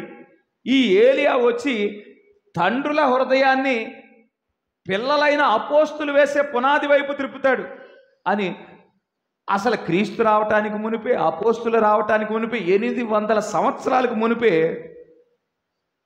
మలాకీ ద్వారా ప్రవచించడం మనం చూడగలుగుతూ ఉన్నాం. సగభాగం ఎవరు నెరవేర్చేది? ఈ వాక్యంలో సగభాగం ఏమో బాప్తిస్మిచ్చు యోహాను నెరవేర్చాడు. బాప్తిస్మిచ్చు యోహాను వచ్చి ఎవరి వైపు తిప్పుతున్నాడు? క్రీస్తు వైపు తిప్పుతున్నాడు, అపోస్తుల వైపు తిప్పుతున్నాడు. ఎలా తిప్పుతున్నాడు? ఇదిగో 4000 సంవత్సరాల క్రితం దేవుడు వాగ్దానం ఇచ్చాడు కదా, ఏదేను వనంలో నేనే స్త్రీ సంతానంగా వస్తానని వాగ్దానం చేశాడు కదా. ఇప్పుడు ఆ వాగ్దానం నెరవేర్చబడే గడి వచ్చేసింది. ఆ క్రీస్తు రానయ్యున్నాడు. బాప్తిస్మిచ్చు యోహానే క్రీస్తును పరిచయం చేయాలి ఈ లోకానికి. తండ్రులైన ఇజ్రాయేలుని అపోస్తుల సమయం వైపు, అపోస్తుల బోధ వైపు ఆ క్రీస్తును పరిచయం చేసిన తర్వాత తన శిష్యులందరినీ, ఎవరైతే ఆయన దగ్గర బాప్తిసం పొందుకునే వారంతా ఆయన్ని విడిచి ఇదిగో క్రీస్తును వెంబడించండి. క్రీస్తు తర్వాత క్రీస్తు కూడా కొనుక్కోబడిన తర్వాత అపోస్తులను వెంబడించాలి. అపోస్తుల వైపు త్రిప్పే పరిచర్య. తర్వాత ఇంకో సగభాగం ఉంది. ఇంకో సగభాగం, మొదటి భాగానికి 2 భాగానికి మధ్యలో 2000 సంవత్సరాల గ్యాప్ ఉందండి. తండ్రుల హృదయాన్ని పిల్లల తట్టు త్రిప్పిన పరిచర్యకు, పిల్లల హృదయాన్ని తండ్రుల తట్టు తిప్పే పరిచర్యకు 2000 సంవత్సరాల మధ్యలో గ్యాప్ ఉంది. ఇప్పుడు ఇంకో వ్యక్తి ఎవరు అంటే విలియం మ్యారియన్ బ్రెన్హామ్ గారు. ఇక్కడ యోహాను మీద ఏలి ఆత్మే క్రొమ్మరించబడింది. విలియం మ్యారియన్ బ్రెన్హామ్ గారి మీద ఏలి ఆత్మే క్రొమ్మరించబడింది. ఏలి ఆత్మనే కలిగి ఉన్నాడు. ఈయన వచ్చి కొత్త వాక్యం ఏం చెప్పటం లేదు. అపోస్తులు ఏ వాక్యమైతే బోధించారో, అపోస్తులు ఏ పునాది అయితే వేశారో ఆ పునాది వైపే మనం త్రిప్పబడుతున్నాం. వాళ్ళు వేసిన పునాది ఏంటి? ఒకటే దేవుడు, ఒకటే విశ్వాసము, ఒకటే బాప్తిస్మము. హల్లెలూయా. మనకి 3 దేవుళ్ళు లేరండి. ఒకటే దేవుడు, ఒకటే విశ్వాసము, ఒకటే బాప్తిస్మము. అదే బోధ వైపు మనం ఇప్పుడు తిప్పబడతా ఉన్నాం. కొత్త వాక్యం ఏం తీసుకురాలేదు. కనుక ఎప్పుడు మన గురించి, ఎప్పుడు ఈ కాలపు వర్తమానికుని గురించి బోధించబడింది? 2000 సంవత్సరాల క్రితమే. మలాకీ దాన్ని చూశాడు. మలాకీ చూశాడు, దేవుని యొక్క ఆలోచన చూశాడు, అక్షరార్థంగా పరిశుద్ధ గ్రంథంలో పొందుపరిచాడు. ప్రవచించబడినట్టు ఏలియా వచ్చాడా? ఈ కాలంలో ఏలియా వచ్చాడు. ఏలియా వచ్చి ఏం చేశాడు? ఆయన వచ్చేపాటికి ఇక్కడ ఎటువంటి పరిస్థితి ఉండాలని రాయబడింది? వాళ్ళు అపోస్తుల వేసిన పునాది వైపు నుండి వారు తిరిగిపోతారు. ఆయన వచ్చి మరలా అపోస్తుల పునాది వైపు త్రిప్పాలి. సంఘం ఎటువంటి స్థితిలో ఉంటుంది? అపోస్తులు వేసిన పునాది నుండి దూరం అయిపోతారు. మిడతలు తినివేసిన దాన్ని గొంగళ పురుగులు తినివేసినట్లు, గొంగళ పురుగులు తినివేసిన దాన్ని చీడ పురుగులు తినివేసినట్లు, చీడ పురుగులు తినివేసిన దాన్ని పసర పురుగులు తినివేసినట్లు ఉంటుంది స్థితి. ఒక్కొక్క పురుగు ఒక్కొక్క కాలంలో వచ్చి ఆ వాక్యాన్ని తినేసింది, వధువు వృక్షాన్ని తినేసింది. ఈయన వచ్చేపాటికి పూర్తిగా శిథిలమైపోయిన పరిస్థితి. ఈయన వచ్చేపాటికి ఆ పరిస్థితిలో ఉంటుండగా మరలా సమస్తము పునరుద్ధరించబడుతున్నది. హల్లెలూయా. కోల్పోయిన వాక్యమంతా పునరుద్ధరించబడతా ఉన్నది. హల్లెలూయా. ఆయన వచ్చి మరి తెల్లగుర్రం మీద స్వారీ చేసిన వాడెవరు, ఎర్రగుర్రం మీద స్వారీ చేసిన వాడెవరు, నల్లగుర్రం మీద స్వారీ చేసిన వాడెవడు, పాండువర్ణపు గుర్రం మీద స్వారీ చేసిన వాడెవడు, ఇవన్నీ సంగతులు బోధించువాడిగా ఉండినాడు. ఇవన్నీ దేవుడు జగత్ పునాది వేయబడటానికి మునిపే ఆయన ఆలోచన కలిగిన వాడిగా ఉండినాడు. నీ గురించి నా గురించి ఏ విధంగా తెలుసు, అవ్వాదముల గురించి కూడా జగత్ పునాది వేయబడటానికి మునిపే ఆయన ఎరిగి ఉండిన వాడిగా ఉంటున్నాడు. గమనించండి, ఇక్కడ అవ్వాదముల యొక్క శరీరాన్ని గమనించండి. అవ్వాదముల యొక్క శరీరాన్ని ఇక్కడ గమనించినట్లయితే, అవ్వాదముల యొక్క శరీరం ఏమో దేవుడు దాన్ని నిర్మించి ఉన్నాడు. శరీర కార్యముల ద్వారా అది ఉత్పత్తి అవ్వలేదు. కానీ అవ్వ ఆదాములకు పుట్టు సంతానం యొక్క శరీరం మాత్రము శరీర కార్యముల ద్వారా ఉత్పత్తి చేయబట్టం మనం చూడగలుగుతూ ఉండినాం. అలా ఈ భూమి అంతా నింపబడింది సంతానంతో. అవ్వ ఆదాము యొక్క సంతానంతో నింపబడింది. ఈ కాలంకి వచ్చేపాటికి మనం 700 కోట్ల మంది జీవిస్తూ ఉన్నాం. 195 దేశాలు ఉన్నాయి ఈ భూమి మీద. ఆ 195 దేశాలలో 700 కోట్ల మంది మనం ఇక్కడ జీవిస్తూ ఉన్నాం. ఆ 700 కోట్ల మందిలో దేవుడు ఎవరినైతే ఎన్నిక చేసి ఉన్నాడో వారిని ముందుగానే ఎరిగి ఉన్నాడు. ఆయన ఆల్బంలో ఎవరైతే ముందుగా ఎన్నిక చేయబడ్డారో వారందరి గురించి తెలుసు. హల్లెలూయా. ఆయన ఆల్బంలో ఏ విధంగా అయితే ఆయన ఊహించుకున్నాడో అదే విధంగా ఈ భూమి మీద ఉంటాడు. హల్లెలూయా. ఈ భూమి మీద ఒక శరీరాన్ని మనం కలిగి ఉన్నాము. ఈ శరీరంతో పాటు దేవుడు మనల్ని ప్రతిబింబించడానికి పరలోకంలో దేవుని సన్నిధిలో మన కోసం వాక్యపు శరీరం కూడా నిర్మించబడింది. వాక్యపు శరీరం కూడా ఇది భౌతికమైన శరీరం అండి. దేవుడు భూమిని ఆకాశాన్ని సృజించినట్లు భూ సంబంధమైన శరీరాన్ని ఆయన మన శరీరాన్ని నిర్మించడానికి ఆయన ఆలోచన కలిగి ఉన్నాడు. మరియు వాక్యపు శరీరాల్ని, భూమిని ఆకాశాన్ని సృజించినట్లు భూ సంబంధమైన శరీరం మనకున్నది, ఆత్మ సంబంధమైన శరీరం వాక్య శరీరం కూడా ఉన్నది. హల్లెలూయా. ఆయన 2 శరీరాలతో ఆయన వ్యవహరించువాడై ఉన్నాడు. 2 శరీరాలు అవసరమై ఉన్నది ఆయన విమోచన ప్రణాళికకు. మనం మొదటే ఆ వాక్యపు శరీరంలో ఉంటే దేవుని యొక్క విమోచన ప్రణాళిక అవసరమే లేదు. 2 శరీరాలు ఆయన విమోచన ప్రణాళికలో భాగమై ఉన్నది. ప్రవక్త గారు ఆయన 6వ పరిమాణానికి తీసుకువెళ్ళబడ్డాడు. 6వ పరిమాణానికి తీసుకువెళ్ళబడినప్పుడు అక్కడంతా పరిశుద్ధులు వాక్యపు శరీరాలను ధరించుకొని ఉన్నారు. ఆ శరీరానికి ఈ శరీరానికి వ్యత్యాసం ఏమిటంటే, ముట్టుకుంటే ఈ విధంగా ఏ విధంగా స్పర్శ ఉంటుందో అక్కడ కూడా ముట్టుకుంటే అదే విధంగా స్పర్శ ఉంటుంది. ఇక్కడ స్త్రీలు పురుషులు ఏ విధంగా మరి వ్యత్యాసం ఉన్నదో అక్కడ కూడా స్త్రీలకు పురుషులకు అదే విధంగా వ్యత్యాసం ఉన్నది. ఇక్కడ మనకు తెలిసిన వాళ్ళని ఏ విధంగా గుర్తుపట్టగలుగుతా ఉన్నామో 6వ పరిమాణంలో కూడా ప్రవక్త అదే విధంగా తెలిసిన వారిని గుర్తుపట్టాడు. ఇక్కడైతే ఏజ్ డిఫరెన్స్ ఉంది. మనం ఒక్కొక్కరం ఒక ఏజ్లో ఉన్నాం, ఒక్కొక్క వయసు కలిగిన వారంగా ఉన్నాం. కానీ అక్కడ వయసు డిఫరెన్స్ లేదంట. అందరూ 18 సంవత్సరాల ఏజ్లోనే ఉన్నారు. ఆఖరికి సంవత్సరం 2 సంవత్సరాల వయస్సులో చనిపోయిన ప్రవక్త యొక్క కుమార్తె కూడా అక్కడ 18 ఏళ్ల వయసులోనే ఉంది. గుర్తుపట్టలేకపోయాడు. 1-2 సంవత్సరాల్లో చనిపోయింది కదా, చిన్న పాపగా ఉండినప్పుడు చనిపోయింది. అక్కడికి వెళ్ళేపాటికి 18 ఏళ్ల వయసులో ఉండిన స్త్రీని చూసేపాటికి ఎవరమ్మా నువ్వు అని అడిగిన పరిస్థితి. డాడీ అని పిలుస్తూ ఉన్నది. అప్పుడు గుర్తించాడు. ఒక స్త్రీకేమో 90 ఏళ్ల వయసు ఉన్నప్పుడు బాప్తిస్మం ఇచ్చాడు. ఆమె కూడా 18 ఏళ్ల వయసులో కనిపించింది. ఆమెను కూడా గుర్తుపట్టలేకపోయాడు యవ్వన మరి రూపంలో ఉండేపాటికి. అక్కడ వయస్సు వ్యత్యాసం లేదు. మరియు ఈ శరీరంలో ఒక స్త్రీని ముట్టుకున్నప్పుడు ఒక పురుషునికి ఎటువంటి అనుభూతి కలుగుతుందో అటువంటి అనుభూతి అక్కడ లేదు. భౌతికమైన శరీరం లాగే ముట్టుకున్నప్పుడు స్పర్శ తెలుస్తుంది, కానీ ఇక్కడ చెడ్డ తలంపులు పుట్టినట్టు అక్కడ చెడ్డ తలంపులు పుట్టడానికి అవకాశమే లేదంట. హల్లెలూయా. కనుక దేవుడు ఇక్కడ తన విమోచన ప్రణాళికలో భౌతికమైన శరీరం ఏ విధంగా భాగమై ఉన్నదో మన కోసం ఒక వాక్యపు శరీరాన్ని కూడా దేవుడు సృజించి ఉన్నాడు. ఆ వాక్యపు శరీరం కూడా విమోచన ప్రణాళికలోనే భాగమై ఉన్నదనే విషయాన్ని మనం ఇక్కడ గుర్తించవలసిన వారమై ఉన్నాము.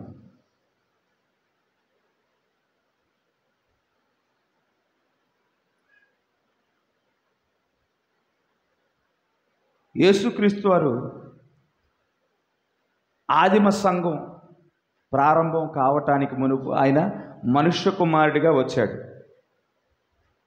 ఆల్ఫా బ్రైడ్ కోసం వధువు ప్రారంభం అవుతుంటుండగా ఆ ప్రారంభమయ్యే వధువు కోసం వధువు నిర్మించబడటం ప్రారంభం అవుతుంటుండగా ఆయన మనుష్య కుమారుడిగా మొదటి రాకడగా ఆయన వచ్చాడు. వధువు యొక్క నిర్మాణం ప్రారంభమైంది. ఇప్పుడు వధువు యొక్క నిర్మాణం ముగింపులో ఉన్నది. ప్రారంభంలో ఏ విధంగా మనుష్య కుమారుని పరిచర్య జరిగిందో ఈ ముగింపు కాలంలో కూడా మరలా తను వధువు కోసం మనుష్య కుమారుని పరిచర్య ఆయన జరిగిస్తూ ఉన్నాడు. ఇప్పుడు ప్రవక్తను మరుగు చేసుకొని ఆ మనుష్య కుమారుని పరిచర్యను జరిగించడం ఈనాడు చూడగలుగుతూ ఉండినాం. ఆల్ఫా బ్రైడ్ కోసం వచ్చాడు, అదేవిధంగా ఒమేగా బ్రైడ్. ఆల్ఫా అంటే మొదటి బ్రైడు, ఒమేగా అంటే ఆఖరి బ్రైడు. అంటే ప్రారంభపు నిర్మాణం, ముగింపు నిర్మాణం. ప్రారంభించినప్పుడు ఆయన మనుష్య కుమారుని పరిచర్య జరిగింది, ముగించబడినప్పుడు మనుష్య కుమారుని పరిచర్య ప్రవక్త ద్వారా జరిగించబడటం మనం చూడగలుగుతూ ఉండినాం. కనుక గమనించండి, ఈనాడు మనం ఎవరమై ఉన్నామో ఈనాడు మనం గమనించవలసిన వారమై ఉన్నాం, గుర్తించవలసిన వారమై ఉన్నాం. ఒకవేళ మనం ఎవరమై ఉన్నామో గుర్తించకపోతే కయ్యోను సృజించిన వాటిని మనం పట్టుకొని వేలాడతాం. మనం ఎవరమై ఉన్నాం? మనం వాక్యం యొక్క నెరవేర్పుగా ఉన్నాము. మొదట దేవుని ఆలోచనగా ఉన్నాము. దేవుని ఆలోచన కాస్త అది అక్షరార్థముగా వాక్యముగా వ్యక్తపరచబడింది. ఆ వాక్యం యొక్క వ్యక్తపరచబడిన వాక్యం యొక్క నెరవేర్పుగా ఈనాడు మనం ఉన్నాము. హల్లెలూయా. మనం పలానా మతానికి సంబంధించిన వారం కాదు, పలానా కులానికి సంబంధించిన వారం కాదు, పలానా గోత్రానికి సంబంధించిన వారం కాదు, కానీ ఇవన్నీ మన చుట్టూ ఉన్నవన్నీ పరిస్థితులన్నీ కయ్యోను సృజించినవి. ఈ మతం కానీ, కులం కానీ, ఈ గోత్రాలు కానీ, మరి ఈ యొక్క వంశాలు కానీ, పలానా వంశం యొక్క పేరు పట్టుకో, పలానా మతాన్ని పట్టుకో, మాది పెద్ద మతం, పెద్ద కులం, ఇలాంటివన్నీ ఎవడు సృజించాడు అంటే సాతానుడు కయ్యోను ద్వారా సృజించాడు. అసలైన నువ్వు అది కాదు. అసలైన నీవెవరో గుర్తించినప్పుడు యేసుక్రీస్తు వారు ఏ విధంగా సాతానుడు చూపించిన ఈ భూలోక రాజ్యాలను తృణీకరించాడో అదేవిధంగా యేసుక్రీస్తు దగ్గరికి వచ్చిన వాడు అదేవిధంగా వధువు దగ్గరికి కూడా వస్తాడు. వధువులో భాగమైన ప్రతి ఒక్కరి దగ్గరికి వస్తాడు. ఈ భూలోక సంబంధమైనవి నీకు ఎరగా వేస్తాడు. హల్లెలూయా. ఎరగా వేస్తాడు. ఎరగా వేసినప్పుడు నీవు ప్రత్యక్షత కలిగి ఉంటే, యేసుక్రీస్తు వారు ఏ ప్రత్యక్షత అయితే ఆయన కలిగి ఉన్నాడో అదే ప్రత్యక్షత ఈనాడు వధువుకి ఇచ్చున్నాడు. ఆ ప్రత్యక్షత కనుక నీ హృదయంలో కలిగి ఉంటే నువ్వు ఏమాత్రం లాగబడలేవు, ఏమాత్రం ఆ భౌతికమైన పరిస్థితులను బట్టి ప్రభావం చెందలేవు. కానీ నేను వాక్యం యొక్క నెరవేర్పునై ఉన్నాను. హల్లెలూయా. నేను 1000 ఏళ్ల పరిపాలనలో నా క్రీస్తుతో పాటు ఆయన సింహాసనం మీద కూర్చోండనై ఉన్నాను. నేను 1000 ఏళ్ల పరిపాలనలో నేను ప్రజలను పరిపాలించనై ఉన్నాను. ఈ భూమి నా స్వాస్థ్యమైనది. దేవుడు నాకు నా హక్కు పత్రాన్ని ఇచ్చి ఉన్నాడు. నా కోసం వెల చెల్లించి ఉన్నాడు. ఆయన నాకు వెల చెల్లించి నన్ను విమోచించి ఉన్నాడని మనం చెప్పగలిగే వారముగా ఉంటాము.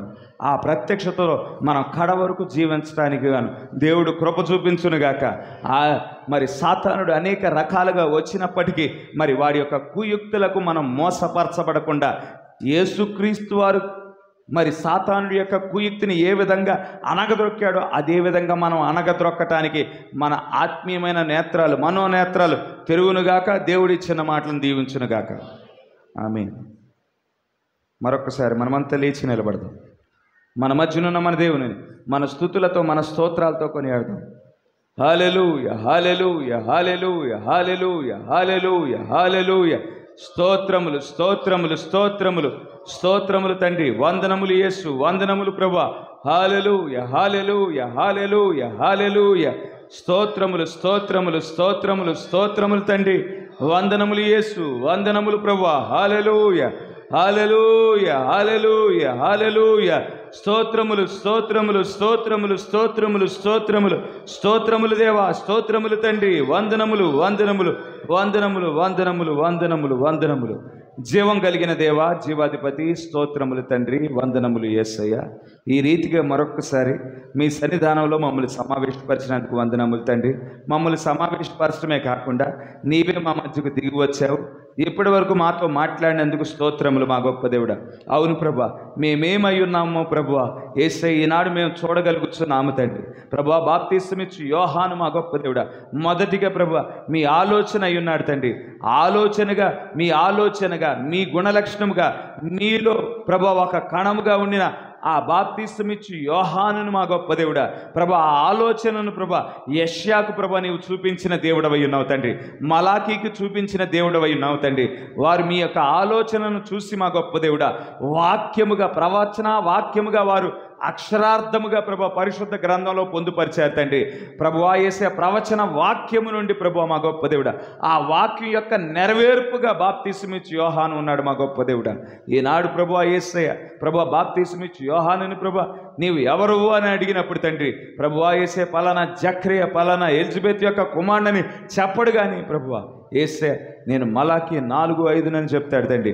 నేను యెషయా ప్రవచనం యొక్క నెరవేర్పునని చెప్తాడు తండ్రి. ప్రభువా యేసయ్య అరణ్యంలో వినిపించడు ఒక స్వరమునై ఉన్నానని చెప్తాడు తండ్రి. క్రీస్తు యొక్క మొదటి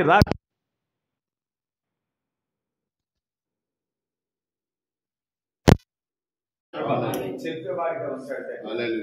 ప్రభువా యేసయ్య ప్రభా మా గొప్ప దేవుడు అదే ప్రత్యక్షత ప్రభా యేసయ్య మీ ప్రేమైన బిడ్డలుగా ప్రభా మాకు ఇచ్చావు మా గొప్ప దేవుడు. ప్రభా భౌతికమైన వాటిని ప్రభా మేము పట్టుకోకపోకుండా ప్రభా యేసయ్య కులాలు పట్టుకోకుండా మతాలు పట్టుకోకుండా ప్రభా యేసయ్య గోత్రాలు పట్టుకోకుండా వంశాలను పట్టుకోకుండా మా గొప్ప దేవుడా ఇవన్నీ ప్రభా యేసయ్య కయ్యూను సృజించినవై ఉన్నాయి మా గొప్ప దేవుడా. వాటిని విడిచిపెట్టి మా గొప్ప దేవుడా ప్రభా యేసయ్య 1000 ఏళ్ల పరిపాలనలో ప్రభా మా గొప్ప దేవుడా ప్రభా యేసయ్య స్తోత్రములు తండ్రి. ఏదైతే స్వాస్థ్యంగా మాకు ఇవ్వబడుతుందో ప్రభా మా గొప్ప దేవుడు ఆ ప్రత్యక్షతో మా గొప్ప దేవుడు సాతానుడు మాకు ఎరగా వేసే వాటిని అన్నింటినీ ప్రభా విసర్జించి మా గొప్ప దేవుడు ప్రభా స్తోత్రము తండ్రి. నిజమైన మేము ఎవరమై ఉన్నామో చూడగలగడానికి ప్రభా నీవే ప్రభు చూపించమని కోరుచున్నాము గొప్ప దేవుడు ప్రభా యేసయ్య ప్రత్యక్షతో ప్రభా కడవలను జయించి ప్రభా ప్రతి పరీక్షను జయించి ప్రభా ప్రతి శోధనను జయించి మా గొప్ప దేవుడా ప్రభా యేసయ్య మా గొప్ప దేవుడు నేను మహిమపరిచే బిడ్డలుగా ప్రభా మమ్మల్ని నిలబెట్టుకోండి ప్రభా ప్రభా యేసయ్య విజయంలో నింపుబడి ప్రభా యేసయ్య ఎదుర్కొనే ప్రభా బుద్ధిగల కన్యకల వల్ల ప్రభా కడవలు ప్రభు నేను ఉండగలుగుతుందంటే సహాయం చేయండి ప్రభా ప్రభా బోధించిన వాక్యాన్ని ప్రభా మా హృదయాల్లో భద్రపరచండి మా గొప్ప దేవుడా ప్రభా యేసయ్య స్తోత్రం కూడొచ్చిన ప్రతి బిడ్డను దీవించండి ప్రభా ప్రతి బిడ్డను ఆశీర్వదించండి ప్రభా మా పురాలకు మేము వెళుచుకుంటుండగా మరొకసారి ప్రభా మీ సన్నిధి మీ ప్రసన్నత మీ దీవెన మీ ఆశీర్వాదాలు ఎప్పుడు ఎల్లప్పుడు నా మీద మాట్లాడుతున్నారు మెండుగా ప్రమాణించమని కోరుకుంటున్నాను. ఈ చిన్న ప్రార్థన ప్రభు అయిన యేసుక్రీస్తు నామములో అడిగి వేడుకొచ్చున్నాను. ఆమేన్. God bless you.